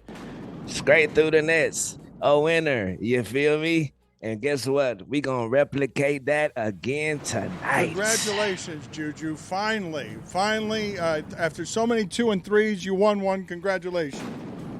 Yes, sir. First leg, we going with Emma Mieseman for over 5.5 rebounds tonight against the Chicago Sky. Lock it in. Second leg, we going to stick with that same game because the Liberty, they just locked up in a couple vicious battles with the number 1 team in the league, the Minnesota Lynx. So I think my sister Jonquel Jones, she going to take it easy tonight, man. Big dubs, man. The big way. We going to go under on Jonquel Jones tonight, 15.5 points. Lock it in. And the last leg, we going to Las Vegas, Nevada with my sister, Asia Wilson. They got the Mercury coming in town, and they going to need her to get them rebounds. You dig it? So we going over 11.5 rebounds on Asia Wilson. Thank you. The alarm is back. Let me just do a little bit of cleaning up around here and bring up something I should have brought up a lot earlier today and did not, to my epic failure. Happy 106th birthday to Sister Jean. Chris Cody, do you have back there the Sister Jean happy birthday she imaging? Because I've only got the male version over here. Happy birthday to her. I don't care. Good luck. Also, Dan, the oldest person alive turned 116 today. 116? 10 years. Sister Jean is 10 years behind. She's never going to catch up. Feels like Sister Jean has 2 birthdays a year, right? Like, No. I feel like we're always telling her happy You birthday. rolled your eyes at Sister Jean's birthday. Why did you do that? Well, because of that. We were talking about it here before, and I think every single person in this room agreed. She's just like, we're celebrating her birthday 2 or 3 times a year. Like, it seems as though we're just making up birthdays. I don't know why you would go negative on Sister I'm Jean's not. birthday. I'm not. I'm happy for her. Good for her. I don't want to get to 106. Good for her, though. Ethel Caterham, 116. She lives in England. England? Oh, my God. Imagine living 116 years in England. Oh, brutal. We can't be making Ethels anymore, right? We failed in not talking about Paige Beckers today in all of the stuff that we were talking about, Juju. She was amazing last night. Yes, sir, bruh. 44 points on 17 of 21 in a great game where I thought they could have pulled that game out at the end, but they had a couple of turnovers by a couple of people. Pardon me. By a couple of people. I'm drowning right now. All right, I'm that's gonna need somebody to say we something. got $10. Let's we've got 7 people around here to jump in and rescue. I just Juju couldn't as he believe drowns watching in his her, own phlegm. watching the highlight from last night because I didn't have a chance to watch it all live. There were a couple of plays in there that were some of the most remarkable ball handling that I've seen in that league. I mean, she went behind the back with like a hezzy to get into the paint. And she had the most points by a rookie in WNBA history. First player in league history with 40-plus points on 80% field goals or better. Highest scoring game this year. Ridiculous game from her. I mean, truly amazing, Juju.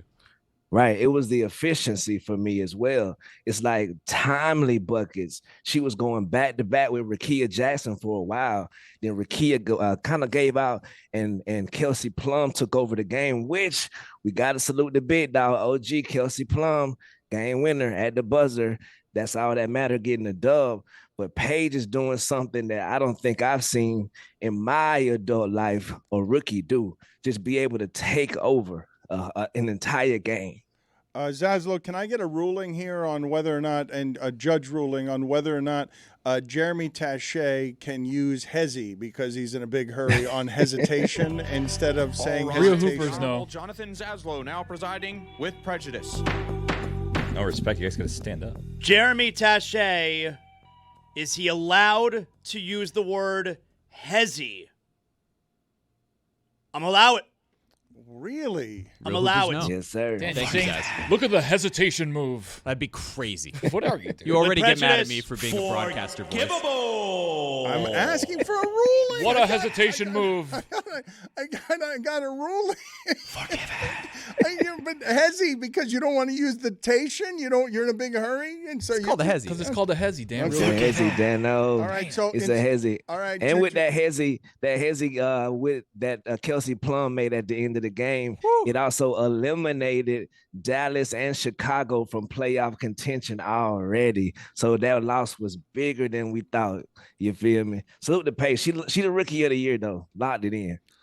Before we get to pitch clock here, I want to update some polls. But what do you have for me on a video that we did not get to during the show of a car crashing through a restaurant on a streaming couple?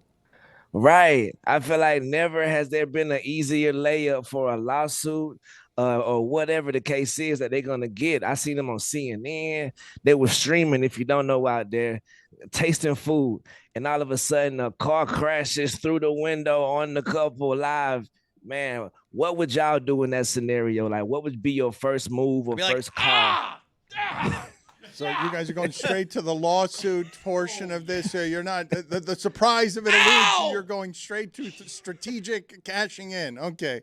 Neck brace. Next time you see me on stream, I'm like, Unsurprisingly, my childhood best friend is a lawyer. He's the first person I'm calling. So all of you think you're going to react that quickly to a car crashing into your dinner without hezi? Thank you. Also, Ron Pearlman was also the Beast in Beauty of the Beast, wasn't he? And he looked just like the Beast. Like, I think this was There's an never early been a TV head show. like this. We're agreeing on this? Are all of us saying flatly, are we universally discovering at the same time? The reason we know and love Ron Perlman is because he's got a flat face unlike any head in the history of cinema. No, I have to correct you. Nancy Reagan. Oh. Put it on the poll at Le Batard Show. Did Nancy Reagan have a face as long as Ron Perlman's? We don't have to put that one up. Juju's got it. Better head. Do that. Whoa. Better head. Ron Perlman or Nancy Reagan. We don't have to do that either. I can't believe you told a Nancy Reagan blowjob joke. Oh, come on, Dan. I can't believe you just got it. That is him as the Beast. Spitting image. What are the polls today before we get to pitch clock here, Juju? What are the polls we have to update?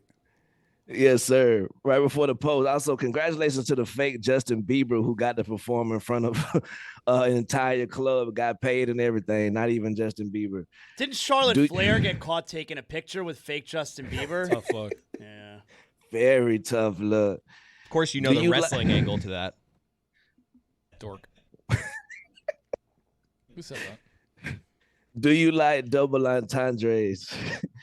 78% of the audience says yes, they do. Of course. Who voted no there?